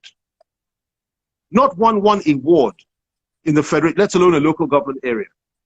All the wards and local government areas were won by APGA in Anambra and in some parts of the East, PDP and APC. So they have a lot of work to do. Coming together as enlightened intellectuals and leaders and say we want to take power is not enough. You need resources, you need money, you need support, you need consultations, you need coalition building, and so on and so forth. It's a very difficult process, and it takes years to establish that type of followership and membership. It's not something that can be done overnight. So the way to do it is this. If you really are tired of the two parties, the way out is this. Begin to build a broad-based coalition today. And know that maybe 5-10 years from now, once you've built a formidable party that can contend with the big ones, then you have a chance to present a candidate can win. Outside of that, you just get up and say, I'm going to run. But now, let me tell you, there are some individuals, for example, your good self. I believe strongly that, you know, someone like you, if only we had been able to create the platform for you to be, let's say, vice president or even presidential candidate within the party, the ruling party at the time, or the PDP or whatever, you would probably have achieved your objectives today because you're well liked, you're well loved, and you're well respected. But the platform is everything. And one thing I'll say about Bola Tinubu is this. I'll say for him is this. I remember there was a time I was in a meeting with him, and there was some kind of disagreement amongst his party members. This was in 2013. And he said to them, he said, look, the platform is everything. If you break the platform, there's no way you can achieve power. So stop this fighting amongst yourselves and know that we must be one in order to take power. Now, that is the way forward. He was absolutely right. So if you want to come against PDP and APC as an individual or as a group of people, you form a third force, that's all well and good. And you should continue to do that. But don't expect them to give up power to you. You need to build this thing, build it up over some years, and get the massive followership that will present a challenge to them. And that's the way to do it. So I commend those that are involved in these third forces. But I think the reality is that you know, it will take a long time before they can have any meaningful impact. Wow. And then the issue of Donald Duke, which you mentioned, I don't know if you still want me to go into that. I don't know what Donald's position is now. What I know, though, is he's a good man. He's a good friend. And, you know, PDP, you know, needs as many people as they can get. Nobody should, in my view, I'm just speaking for myself, you know, nobody should be rejected. Nobody should be cast out. As a matter of fact, at this point, they should be reaching out to every single person, like APC did when it was in opposition. Every single person to come back to try to ensure that we make a collective effort to change the government, the ruling party in 2023 and take them from power. Do you see the name or the tag PDP as a liability for your party? Do you think rebranding? No, I don't. I don't believe that. I don't get 16 years. No. Look, let me tell you what happened. The Nigerian people, the campaign we waged against you was 16 years of profligacy, of recklessness, and everything. So do you think people are going to forget that? I've asked people, I asked that, like, they were zilly. I asked him, you know, just before the last election, I was in his house in Abuja. I said, sir, do you think that title, that name PDP, will not be an albatross? And I think it's something that the party needs to look at. Now you have time. Then they did. I believe you may need. For me personally, I think those that believe that the PDP it symbolizes all those things you mentioned and so on and so forth, are actually victims of APC propaganda. And when you look at what's happening today, if you say PDP was like that, then goodness me, I won't even want to describe what APC is on your program, because they will accuse me of attacking them too harshly. I'll be happy to do elsewhere, but not on your program, because you're such a gentleman. And I know you have friends everywhere, so I don't want to offend anybody on your program. I don't believe the name ought to be changed. I believe that the PDP is a party that has gone through various transitions within itself. It has been reborn a number of times, sometimes good, sometimes not so good, but it still remains PDP. And I believe that a party that controls, I'm not sure what the number is, but at least, probably almost as many states in the federation as the ruling party, if not as many, maybe three or four less than the ruling party, is not a party that can be toyed with or wished away. And I don't think you're gonna in any way change the fortunes. In fact, you might lose out by changing that name. I don't despise PDP. I may not agree with many of the things that are going on in PDP, but I am a loyal party member, and I believe strongly in the party, and I believe the party is the way forward. Whatever the problems, I will fix them. Of course, if I get to a position and I feel that they cannot be fixed, I'll be the first to say so. I not only will leave, I'll leave with a lot of thunder, and I'll say a lot of things. But it will not come to that, I hope and pray. PDP is the vehicle, whether you like it or not, that is in a position to remove the APC from power. No other vehicle can do that. And it serves no purpose for us to deny our history. When Obasanjo was in power, remember when he came into power in 1999, the situation of this country was in. It was abominable. It was a terrible situation. He restored the fortunes of this country, wiped out the foreign debt, restored our name in the international community, and made us a nation to be proud of once again. Yar'Adua came in and did his bit. Jonathan came in and did an excellent job. Fastest growing economy, third fastest growing economy in the world, fastest growing economy on the African continent. You have a PDP minister who is now president of the African Development Bank. You have a PDP minister who is now a board director of Twitter, and who is running for the position of DG of World Trade Organization. And I could go on and on and on. These are products of the PDP. You have Obasanjo. Yeah. These people are ever considered by PDP. That's my problem. That's a great question. And that, yeah, and sure. Nobody about him. He performed excellently well as Senate President. But none of you have been talking the same way to people. I've been talking to people, and you have great guys within your party. You just mentioned addition. I'm not sure if he's a carry member because of his. Well, he was a product of the PDP, and he served the PDP government. So. What I'm saying is that, so how come we're not looking? You are looking personally. I think Nigerians generally are tired of career politicians. Sure. And they are looking and they want for people who are semi-politicians. Well, you have maybe that's what's going to happen. Dele, maybe that's what's going to happen in 2023. I'm not saying any of those individuals, maybe somebody of that mindset. I don't know. But you're absolutely right. I think part of the problem, and I mentioned the politics within the party itself, intra-party politics, inter-party politics. Intra-party politics is far more deadly, far more challenging, far more difficult than inter-party politics. That is where the real fight is. And that's why I've been moving around, and others have been moving around, and trying to ensure that we don't have that vicious intra-party stuff. And look, listen, you're absolutely right. There are many, many people, and that's why I said it earlier, that are eminently qualified. Now, you don't have to be a president of African Development Bank or anything before somebody will say you're eminently qualified. There are many people that have not had those opportunities that are qualified to be president of this country, and that are in the PDP. And it's our job to try to identify those people and give them a fighting chance for consideration. Now, I totally agree with you there. There are some career politicians that are very, very good. There are some that have been through the legislature that are now governors that are very good. There are some that have no experience in the past. Some have been ministers and they've not participated, and they now are interested. But what I'm trying to say, there are so many lights within the ranks of the PDP, far more so than the APC, which is, in my view, shrouded in darkness, and which is a party that you have a few brilliant people, but not so many. And that shows in the way in which they run the affairs of the country. PDP is truly blessed. And it is our job to ensure that a good candidate, the right man or woman, eventually emerges. If it doesn't happen and we lose in 2023 to the APC, that will be the end of the PDP.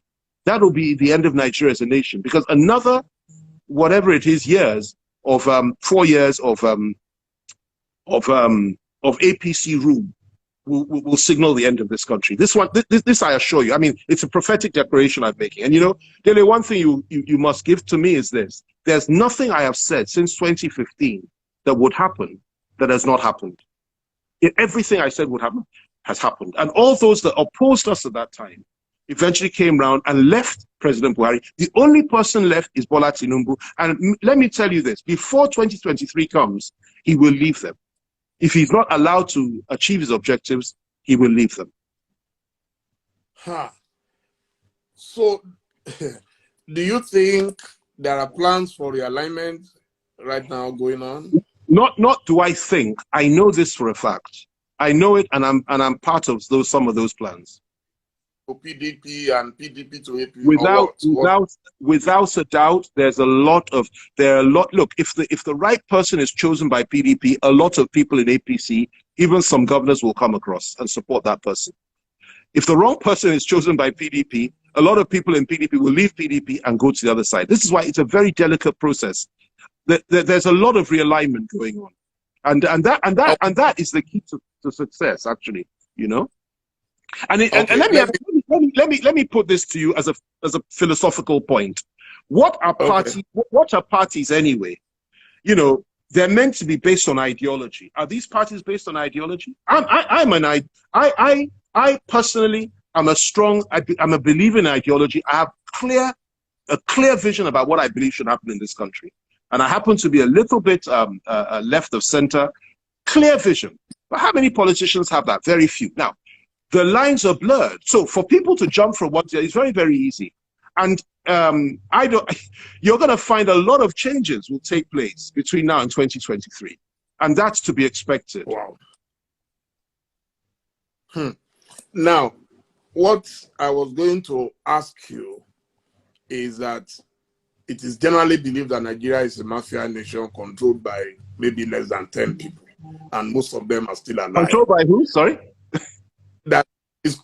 Nigeria is controlled by a mafia of less than 10 people. Cabal. And most of them are still, if not all of them. I first heard that Nigeria is controlled, there are owners of Nigeria in 1998, 99, when Chief Olufalaye was contesting against General Olusegun Obasanjo.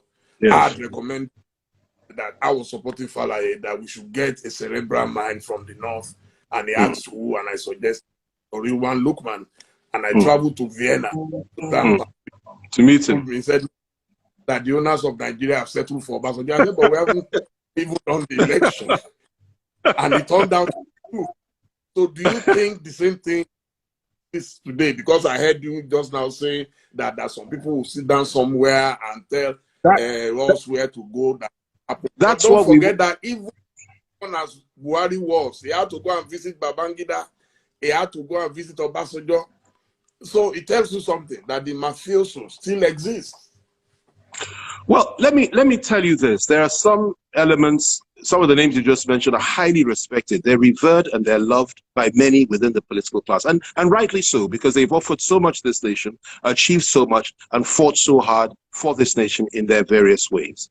And that's a good thing. But the suggestion that they own the nation and they determine everything, I'm not sure that is as relevant today or as true today as it once was. If that were the case, I don't believe that Buhari would have emerged as president. And, you know, you have to give Buhari this much. He fought the establishment and he managed to emerge. Establishment. Back to the establishment. Yeah, he did. He did. Yes, no, but no way he would have done. Yeah, they made a choice. I agree with you. I agree with you. There's immense influence that some of these people exert. But what I'm trying to tell you now is far less than it used to be. There's a generational power shift now. There are many of these people are considerably older than they once were. There are a lot of younger people in the bracket, 60-year bracket, our bracket, and 50 years that are rising up in the circles of power, and that are really the ones making the decisions now within the political parties. I can tell you, for example, the APC, again, I'm not in that party, is not being controlled by those you may think are controlling it. It's being controlled by two people, one minister and one governor. I don't want to mention their names on your program. They are the ones that are in control of the APC today. Sorry? You said the APC is being controlled by one minister and one governor. They're the ones that control that. And a lot of people don't know this. But sorry? I didn't get you. Sorry. And both of them. No. They're not both Northerners. That's the irony of it all. They're not both Northerners. I just would rather not mention their names here, but they're not both. One is a Northerner, one is a Southerner. They control the party today, and they're certainly not in the group that you mentioned. They're younger. They are more or less in our own age. They control the APC today now, and they've wrestled power from people like Sorry. I know the people you are talking about. Okay, I know you know. I know you know them both very well. So I know you know. So that they control. And in the PDP, let me tell you that some of our governors and things that are rising up today are very confident, very strong. And they're not the kind of people you can say, go and do this, go and do that by anybody. They respect elders and they revere our leaders and our elders. But they can't be controlled. Things have changed considerably now. And decisions will be made at the right time by these people. What I'll tell you, though, is this, that unlike before, we will sit down and decide.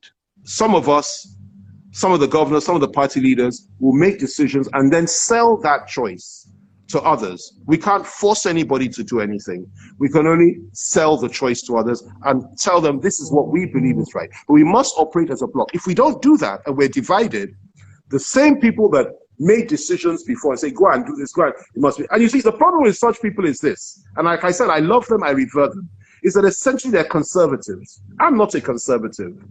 I'm not a conservative. And so they can never really be too comfortable with somebody like me. I'm more or less radical in many, many ways, okay? And if you want change, you need radical people. And a lot of younger, stronger, radical people are emerging in PDP today, whether anybody likes it or not. And look at Zamfara State. Look at what's going on. Sorry? I know your party well. Your party is also divided. Of course they are. They're divided. No. That's why you out and came to Southwest. You didn't go to Port Harcourt. No. That's not. I spoke to Governor Wike on the phone. He's a great friend of mine, and I will go to Port Harcourt. Even if we're divided, even if there is an element of disagreement or division, that's only natural in a family. I have a family. My family, to a certain extent, is divided on certain issues. They can't all agree on everything. PDP is a family. But one thing is this, there's commonality of purpose. And that's the most important thing. It's a question of whether we agree on the way in which to achieve our objective of getting the APC out of power. But it is absolutely fundamental, even where we disagree with one another, that we must come together. Whether it is whoever you may be, I won't mention names, we must come together as one. We are one. Remember, that's the slogan. We are one, in order to ensure that we wrestle power from those that are in power today. And there are very powerful people that are in power today who do not want to let go of power. If we're not united, we're not going to change anything. Wow. Now let's talk about our foreign policy. Good. Because that's for me. Yeah. Since Nigeria, you're one of the most well-traveled Nigerians, by the way. You're one of the most well-traveled Nigerians. Remarkable. I don't know how you do it. I'm just you know. It's been everywhere. Everywhere. Well, so what do you think Nigeria can do to restore that old respect and respectability? Because, I mean, in South Africa, in Ghana, in Kenya, we seem to be facing, even in Dubai, in Qatar. everywhere you go. In Lebanon, we just got some, in fact, your friend, the governor of your state, did very well by bringing back the ladies and the guys. Lebanon the other day, maybe about 2-3 weeks ago. So what do you think is wrong and we do? And I know you are particularly close to Ghana. The current president of Ghana used to be married to your sister, I believe. True. Yes, true. So how come our in-law in Ghana is not protecting our interest in Ghana? At least he was once married to your sister. And your own former wife too is working with the president. So how can we be that close and yet so divided? Well, first of all, before I come to Ghana specifically, and of course, you know, it's a very dear country to me, but the issue is this: it's leadership within our own country. If people perceive that the father of the house is weak and cannot control the affairs of the home and cannot bring justice and equity to his people, and is seen to be sectional and seem to be, he takes pleasure in dividing his own home, and all his children are fighting one another and suffering, an outsider will treat you with contempt. And that is why I always look at people that, for example, a husband that denigrates his wife publicly, or a wife that denigrates her husband publicly, and I laugh. It's a principle. If you do that, outsiders will rubbish you all, from top to toe, and you won't even like yourself by the time they finish with you. Nigeria is a great country. It's a powerful country. We are people with a remarkable history. And we may have internal divisions, but nobody comes close to us on the African continent. That is a fact. And you and I know, if you look at modern history, what role we have played in places like South Africa, liberation struggle, Zimbabwe, Liberia, Sierra Leone, on and on and on. We sent soldiers to Somalia. We sent troops, even in the Second World War. Nigerian boys were fighting in Burma. Great country with great people. And now it's got to a point that countries like, you know, Ghana, Libya, South Africa, even China, all over Europe, we're being treated like animals. I feel very passionate about this because I love my country regardless of our own challenges and internal quarrels. I love my country. And I'll tell you this much. President Nana Akufo-Addo of Ghana is a brilliant man. He was at Oxford. I know him well. He was married to my sister for many years, and they have 2 beautiful children between them. And I love him very much, and I have immense respect for him. Saratu, the mother of my daughter, my wife, is working with him. She's half Nigerian, half Ghanaian. This is a government that ought to be more sensitive to the feelings of our people in Nigeria, because they are our in-laws and we are part of them, they are part of us. I cannot, for the life of me, understand how it is that the Ghana that I know and love, which I still have a home in, by the way, I love that country, the Ghana of Bishop Duncan Williams, the Ghana of Regina Fani, the Ghana of so many great men and women, could do this to Nigerians. And I was reading a comment which I felt deeply offended by, the Ghanaian foreign minister responding to Lai Mohammed, who, for once, in my view, spoke well in defense of our country when he complained about the way in which Nigerians were being treated in Ghana. He said enough is enough. I commend that. I commend Lai's courage for doing that. He now responded by saying, well, that Nigerians have also done things to Ghanaians. For goodness sake, what we do for Ghana. Information. Sorry? That must be Ghana's information minister. Absolutely. He responded by saying Nigerians, but that does not mean to say you should ask Nigerians to pay $1 million, Nigerian traders, in order to open a shop in Ghana. That does not mean you say you should allow somebody to come and knock the Nigerian embassy down in the middle of the night and then tell us and pretend as if, oh, I'm so sorry, I'll build it up for you again. That does not mean to say that you should treat Nigerians with contempt and humiliate them at every point in time. We may appear weak because President Buhari, has not run the affairs of our country well. But that won't last forever. Nigeria will rise again. I went to Bakassi the other day, and one of the things that touched me was this, that the fact that that land was ceded to the Cameroons was something that I felt deeply offended by.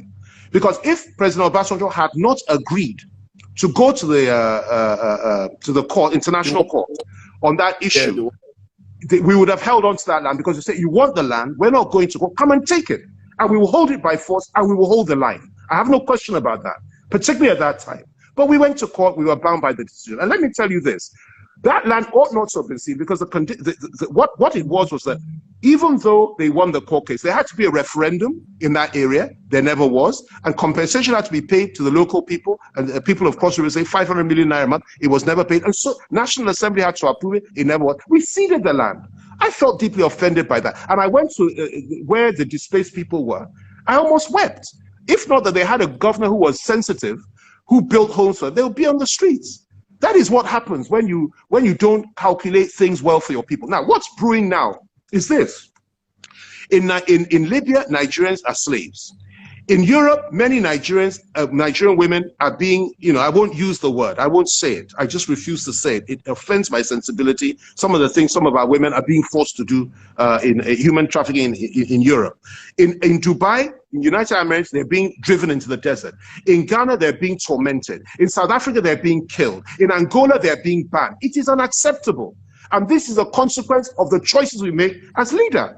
We have a leader that's strong. This won't happen. If we have a military that's ready to stand up and be strong like we used to have, the old military that we used to have, this wouldn't be happening. And I believe strongly that it's time for us to start looking at that and build our country into a virile modern state, build up our army, get the right leadership, decisive, strong leadership that can change our fortunes so they'll stop spitting in our faces. One of the things I did when I was Minister of Aviation, which two things, a lot of people seem to have forgotten now, is this. They commended me at the time, but they've forgotten. They used to spray our people with some kind of chemical. That is all the foreign airlines before leaving Nigeria. Dele, you're a traveler. In those days, mid-2000s, they'll go down the aisle, go to Nigeria, they will spray our people as if they're animals. And I said, look, this is unacceptable. As long as I'm minister, it has to stop. And if you continue to do it, I'll ban you from coming into our country. Do it to your own people. Don't do it. Because they weren't doing it to everybody. They were doing it to malaria, insects, all the very insulting. And they stopped. Of course, the minute we left office, they started again the following day. But they stopped. Not only that, the day the German ambassador came to my office and started, speaking in a very arrogant manner about the fact that I had banned Lufthansa from going to certain places in the country for breaching our rules, I walked him out of the office. I took pride in that. We must have pride in ourselves. And too many Nigerians, let me tell you one of the greatest crimes that Buhari committed. And I'll say this any day, anywhere. He went to the United Kingdom. And David Cameron, who was Prime Minister at the time, openly and publicly said, I believe to the Queen, at a meeting, and it was caught by the microphone, saying Nigerians are fantastically corrupt. And President Buhari was in the country a matter of days later, and they asked him, won't you ask Cameron for an apology? And he said no, because Cameron was right. And he said, in fact, what he said was the truth about your own people. If you denigrate your own children, do you really expect others to treat them with respect? If you denigrate your husband, do you expect people to treat your children with respect? You went to that country and you said that Nigerians are fantastically corrupt. You agreed with it, your own people. And that is the sort of thing that allows countries like Ghana and so many other countries to treat us with contempt and disdain. It is a very frightening thing now for our people to live in Ghana. And I love Ghana. I love Ghana so much. It's my land of redemption. I went to Bible seminary there and I love the Ghanaian people. This is not the Ghanaian people that are behaving like this. And I would take this up because I know a lot of people, maybe the president himself, I know Saratu is watching this and others. I say this in love and in pain, that treat us with more sensitivity. We may have a weak leader today. In 2023 or thereafter, we will not have a weak leader and we'll come to our senses and we'll be the Nigeria of old. And when you get the Nigeria of old in power again, and when we build our country again, we will not forget. We will never forget the way we were treated by our neighbors and those that are outside our shores, even outside our continent, over these last 8 years or whatever it will be by that time. We will never forget. And we will ensure that you never treat us like that again. Dele, one thing I'll say, one thing I have to say, since we're talking about foreign policy, I'm passionate about this area. In South Africa, when they were killing, and this shows you that Nigerians are united no matter how much we bicker amongst ourselves. When they started killing our people in South Africa, and I know you go there a lot, there was a particular video, I watched, and most of the people that were killed, that were Nigerians, they were from the Igbo tribe, because many Igbos are there. They were being butchered and they were being killed. And there was a particular video that I watched in which the South African blacks got themselves together and they wanted to attack a group of Igbo boys in some area I think it was Joburg.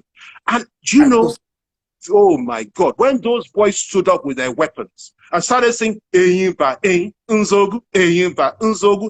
have never felt so proud as being a Nigerian as that day. I stood up, I was singing it with them. It didn't matter to me that they were from the Southeast. And you know what?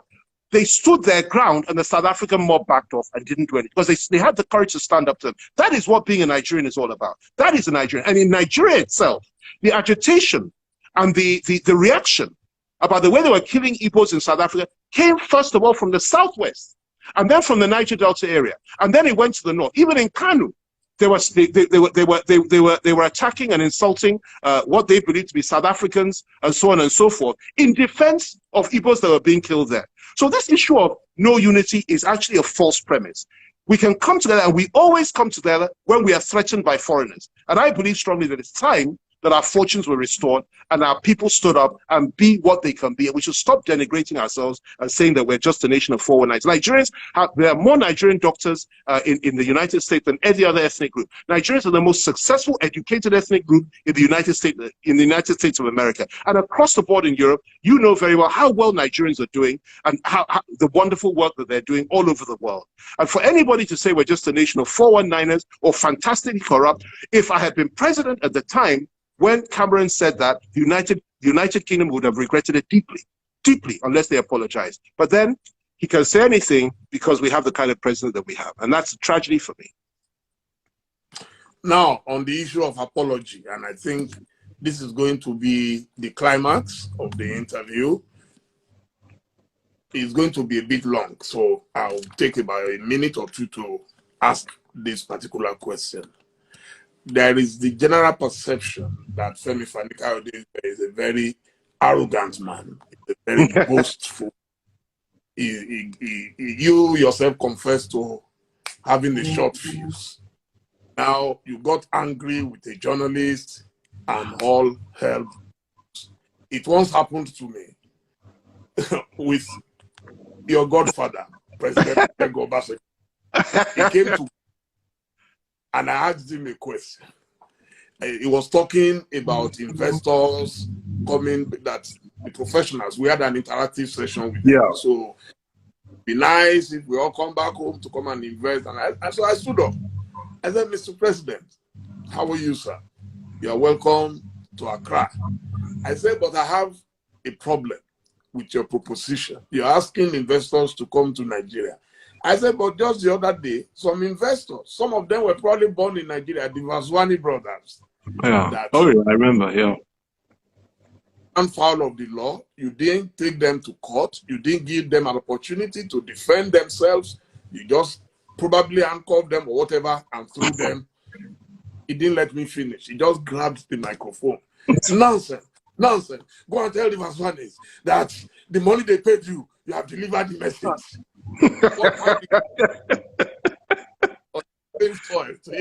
Number one, he's old enough to be my grandfather. Right. Then number two, he's my president. Then number three, we're in Accra, you know, and my legs were shaking. The whole place was vibrating as if we were playing the banga.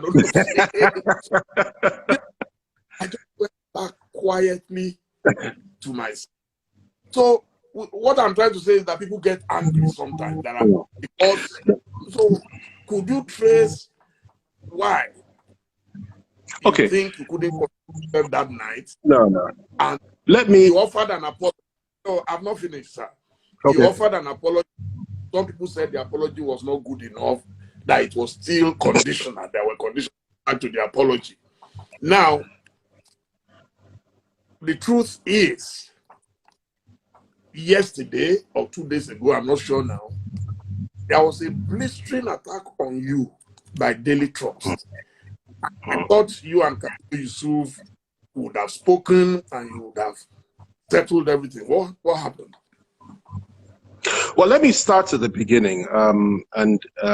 You know, this question is a very profound one. So there are many layers to it. So let me start at the beginning. First of all, those that may not know me and that are not close to me may well accuse me of being arrogant and boastful.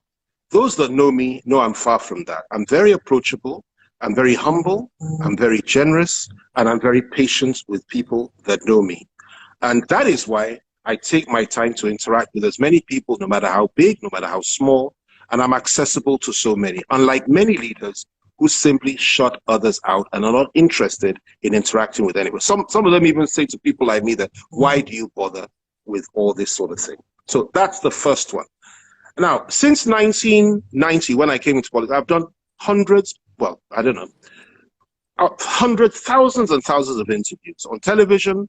I've written thousands of articles, and I've interacted a lot with the media. I was spokesman to various people. I was spokesman to a president. I was spokesman to a campaign organization. And I speak a lot myself about issues, and I also write a lot. I was writing about 4 or 5 columns at one point just a few years ago, every week, okay? And throughout that period, you never heard of anything.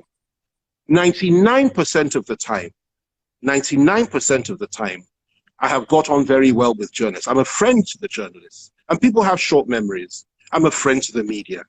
When Dele was bombed, I wrote about it. When Bagudu Kalto was killed, I wrote about it. When Samuel Ogudekwe was locked up, I wrote about it. When even someone like Sowore, who has been very hard, Isaripo was very hard on me over the years, okay? I wrote about it and I spoke out, a great risk to myself, and countless others. I have spoken for the poor.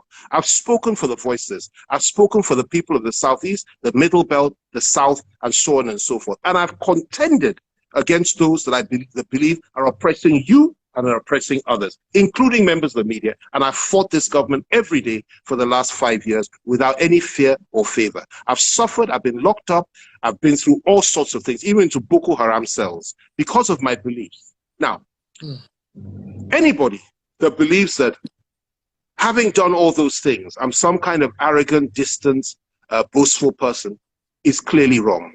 What happened that day happened. And it didn't just happen in isolation. There's a background to it, which a lot of people seem to have neglected. And I won't shy away from telling you that background, regardless of the fact that this matter has been put behind us. We went into a press conference. The day before, I'd been on the road for 8 hours with Governor Ayade. We sat together looking at all these projects. I'd been on the road at that point, I think for about, 1.5 weeks. Grueling, difficult, tiring. And then we decided to open up a press conference. When we got there, the chief press secretary of the governor said that he wanted to limit the questions and limit the questioners. He said it openly. There were about 30 journalists in the room. I said, no, you can't limit the questions. You can't limit those that ask. Anybody can ask anything they like about anything, because I believe in press freedom. Let's talk. I spent 2 hours with them talking about Cross Rivers and a few other things. And we finished the press conference though, until right at the end. He now said one more question. And I noticed a gentleman on my left who looked very angry and agitated from the beginning of the press conference to the end. He put his hand up, and I was curious about what it was that was worrying him and upsetting him so much. And I said, why don't you let this gentleman speak? He got up, and the only thing he said to me, he didn't ask any questions, he didn't say anything other than this. He said, well, we do not know who is bankrolling you in all these things that you're doing, waving his hand and looking in the opposite direction to me. I am a son of the Anagu. I am 60 years old this year, and I am an Odudua person. For me, I don't know about anybody else, this is exceptionally rude. And he insulted me. And he didn't ask a question. He had established the premise that I was being bankrolled. The only question was, we don't know who is bankrolling you, which is deeply insulting. And any semi-educated people will accept that. The minute he said it, I lost my cool. And he apologized to me. Others around the table apologized to me. But what happened because I lost my cool. And I'm sorry, but I will not. I've apologized for it twice. I won't apologize for it again. I've said what I have to say about it. What happened was a disproportionate response to the insulting assertion he made to me. And it happened, and I moved on. If you watch that video carefully, as we were leaving the room, his colleague said, I told you so. We told you so. Not only that, another said, see your life now. What had happened before I started, I didn't know this. I was told later that he had planned to embarrass me, he had planned to insult me, and the chief press secretary knew about it and therefore wanted to limit the questions and stop him from speaking. So you can see it was premeditated. Nevertheless, it doesn't mean anything because it was the response was disproportionate and unreasonable and unacceptable. And I've accepted that and I've said that. I walked away, I moved off, and that was the end. I called Kabir Yusuf, I complained to him, he agreed with me. The young man was downstairs for 3 hours, still sending me messages, offering his apologies, and that was it, okay? Now, the press now got into it, the NUJ now got into it, assuming, basing their assumption that on the fact that the suggestion that he simply asked an innocent question. It wasn't quite like that. It was far more sinister than that. But having said all this, I've put this matter behind me. And I really don't want to talk about it again. You spoke about an article in the Trust newspaper that has been taken to my lawyers, and I've asked my lawyers for advice. And the chances are, in fact, definitely I'll be suing them for that. So I don't want to talk about that. Kabir Yusuf is my friend, was my friend, and maybe he can't be held responsible for what it wasn't Trust newspaper. It was a columnist, and the editor allowed it to go. And it's something that nobody ought to have allowed into a sensible newspaper. But it's also indicative of the fact. So Trust has an agenda, which I don't need to talk about here, but every sensible Nigerian will know that there's more to this than meets the eye. The same Trust newspaper, the day before then, or a couple of days before then, wrote a whole litany of lies on their front page, and they quoted the young man as saying that he asked 6 separate questions before I lost my cool, and that I doctored the tape, and that's why. And I challenged them to bring out because it was recorded. There are lots of people, there were about 30 journalists there, the tapes were still rolling, at least the audio ones, to bring out any evidence of those 6 questions that they claimed he made. The young man apologized to me. The young man has let the matter go. I have offered my apology twice. I will not offer it again. I'm not prepared to go on about this matter. I'm not prepared to look back on this matter. I've put it behind me. I've moved on. We got to, I should add this, I wrote a letter to the NUJ conveying my views. That was a second apology. And they also issued a statement saying we should put the matter behind us and move on. That is all I'm prepared to say about this. It was a very painful incident for me, but it takes courage to apologize and say you did something wrong. How many of our leaders are ready to do that? I'm ready to do it because it was the right and proper thing to do. But I'm not going to offer a third apology for something that I've apologized for twice. And certainly I'm not going to sit here and allow the Trust newspaper, who have not written or spoken too much about the fact that IPOB members were killed a few days ago in Enugu. They have not written or spoken too much about the fact that children were abducted from schools in Katsina State a few days ago by Fulani herdsmen or whoever they were, kidnappers or bandits, whatever you call them, who have not spoken about the atrocities being committed against the Christians of the North and the minorities of the North and the people of the South over the years, who are very comfortable with a situation in which there are oppressors and they're oppressed in this country. Of all the newspapers in the country, it is them that is talking and writing such things. I find that surprising. I have no response to them, but we will meet in court, as they say, and I look forward to that day. Wow. Well, I thought that was going to be the last. I was scrolling through my phone to see questions, but the final one, someone wants you to do an analysis from First Republic to date of each of our leaders and see how far we're able to go and why we have not been able to develop beyond the level we are now. It's a very, very difficult question, but certainly I have so much respect for you and the questioner that I will try my best. Very briefly, the first leader we had was Tafawa Balewa, a good man, a kind man, and because I have to say this, I love history, and I go out of my way to read about everything and anybody, not just in Nigerian politics, but also politics of Europe and other countries. He was a good man, and a man that had good intentions. But unfortunately, I believe that he got caught up in a situation that was well beyond him. And the power politics of his day, that is the politics of the North, South, and so on and so forth, he got caught up in it, and he ended up being murdered in a very brutal, horrendous coup d'etat, which took away about 20 people. So, it's just unfortunate that happened to a man like that. And so many other leaders at that time. That night, the only person that survived that night, the butchery of that night, was my father, who, like I said, was arrested and abducted in a house right next door to where I'm sitting right now in 1966. It was a horrendous night, but these things did happen, and they're a matter of history.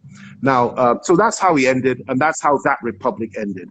Then, of course, the military came in under Agui Ironsi. And Agui Ironsi again was there for barely 6 months, and again he was killed in what was described as reprisal coup by the northern military. So again, he was a victim of the power play between North and South in his day. He didn't have much time to achieve anything. He was cut short and he was knocked out. Then came Gawan, and this is very interesting because the whole issue of how the country and civil war now begins. Because the first issue was Gawan the most senior officer? No, he wasn't. He wasn't. You had others like Ogun, who was a Yoruba man that ought to have been head of state. He was threatened by soldiers, and Gawan, he ran away, or he left the country. I won't say run away, I take that back. He left the country, and somebody else came in by the name of Gawan, took power. Gawan was there for 9 years. I think it was 9 years. And he was the one that made the statement that Nigeria is not a question of, how much, it's not a question of money, that we have so much money. The only problem we have is we don't know what to do with that money. And he was in power for 9 years. During that time, the super perm sects were in power. There was a lot of funny things going on, and there was a lot of animosity between him and Murtala Mohammed, who basically represented the interests of the poor North. Before I get to that, there was the civil war. Now, I have to say something about this, my brother, because it's a very important thing. I go back to the fact that we as a people, collectively, and I'm not exempting myself, I'm not exempting anybody. We as a people, we massacred, we butchered 3 million people, civilians, during that war. That is genocide by no other name. And I believe strongly, and that is nothing to do with two armies fighting one another. That's legitimate in war. But women and children were slaughtered during that time when Gawan was head of state. And I believe that that's one of the most reprehensible things that could have ever happened in our history. I'm not scared to say so. And I'll also add this, that we justified and defended it. Many of our leaders at that time, and even since that time, have got up to justify and defend that carnage which took place during that civil war. And I think that's unacceptable, and something that if we want true change in this country, we need to repent for that, ask God for forgiveness and the Igbo people. So Gawan now went on, did his time, did his bit. And because of the animosity between him and Murtala Mohammed, and of course the animosity between the middle belt officers who he represented and the core northern officers who Murtala represented, they ended up knocking him out and doing a coup. After they knocked him out, Murtala came in. Murtala, I have to say this because history can be painful sometimes, but I don't say this with any animosity. It's a historical fact that after the coup was crushed, after the coup was implemented and was successful and he came to power, then came the slaughter of hundreds and hundreds of middle belt officers, extrajudicial killings by the government that was in place. It's a matter of historical fact. They were massacred, taken out in the night and slaughtered because they felt that these were allies of Gawan, and they felt that they may want to do a counter coup. I think there had been an attempt for a counter coup. They now descended on them and killed so many middle belt officers. Unfortunately for him, a few months later, he himself, Murtala Mohammed, was removed in what essentially was a middle belt coup led by Dimka. Many believe that Gawan had a hand in. This is about to cut. Can we charge it? I'm sorry, my battery is getting low. Many believe that Gawan believe that. We've been there for about 3 hours. Wow, you need to move fast. Many believe that Gawan had a hand in that, and of course he says he didn't. We need to say that. And of course, what then happened was that these people were slaughtered, and Murtala himself was removed from power, and he was killed. The next thing that happened, came in General Obasanjo, who was his second in command. Obasanjo could easily have held on to power, but he decided to release power and let it go. Then comes Shagari. Shagari came in, tried his best, a real gentleman. He was removed in a coup d'etat. And the rest is history. I could go on. Then came in Buhari phase 1, represented the most reprehensible time in our history, worse than Abacha. Repression was terrible. People, retroactive laws. People were killed for things they did when it was not, it didn't attract the death penalty at the time of doing it. Suppression of freedom of human rights. It was never that bad in our history. He was removed in a coup. Then came Babangida. I have a soft spot for IBB because I believe he liberated the people from the yoke of Buhari at the time. And he may have had a few issues here and there, but I have a soft spot for him. Then came in the whole issue of June 12th and so on and so forth, annulled the election. And then we now entered a dark era whereby there was suspicion again between North and South, and there was all kinds of trouble going on. Shoneko came in. Shoneko was a weak leader. Sadly, he was removed by his own chief of army staff, Abacha. Abacha came in, suppressed our people, and was determined to hold on to power forever. And of course, we now fought back. Nadeko, which you are a member, and so many other people, I was a member, young ones, old ones, there are so many heroes of Nadeko. We all fought back, particularly those of us from the Southwest, and said, no, this is the wrong thing to do. The nation was brought to its knees. Eventually, Abacha passed on. Abiola was killed. They had to bring Obasanjo out to rule the country, to assuage the Yorubas. I'm speaking quickly because my battery is going. So the Yorubas were assuaged. Obasanjo came in as a president, a successful president for 8 years. After him, and he did a lot of good things. I mentioned some of them earlier. After that came Yaradua, who was building on Obasanjo's legacy. But I must say that a few issues came up, and somehow he seemed to turn on Obasanjo and all Obasanjo's people. That is a historical fact, and they were coming after so many of us. Then, sadly, he passed on. In comes Jonathan. Jonathan represented a resurrection of the fortunes of our country, in my view. He didn't get it perfect. He wasn't perfect, but he was a damn good president. And most importantly, he did not believe in the exercise of power against his own people. A gentleman that believed in being gentle with others, being kind to others, helping women, helping the marginalized, and putting the Igbos, giving them a pride of place in the affairs of this country. Jonathan was there, and then eventually Jonathan was defeated in an election by President Buhari. Buhari comes in. President Buhari, in my view, has taken us into a very dark era in Nigerian history. We are divided. We do not trust one another. Many Nigerians are on the brink of saying, let this country just break up, let's go our separate ways. Many don't say it openly, but believe it privately. And we have a lot of work to do if we want to build our country again. And I believe that his party represents that ilk, this master-servant ilk, this slave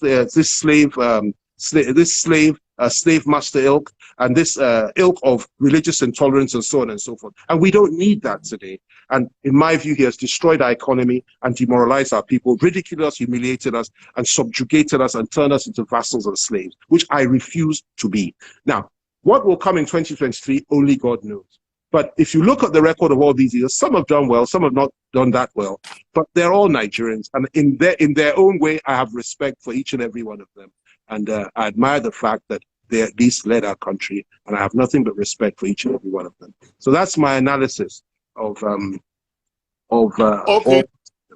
Having said all that, who would you? I know you served under Obasanjo. It might not be a fair question, but who would you say has done the most for?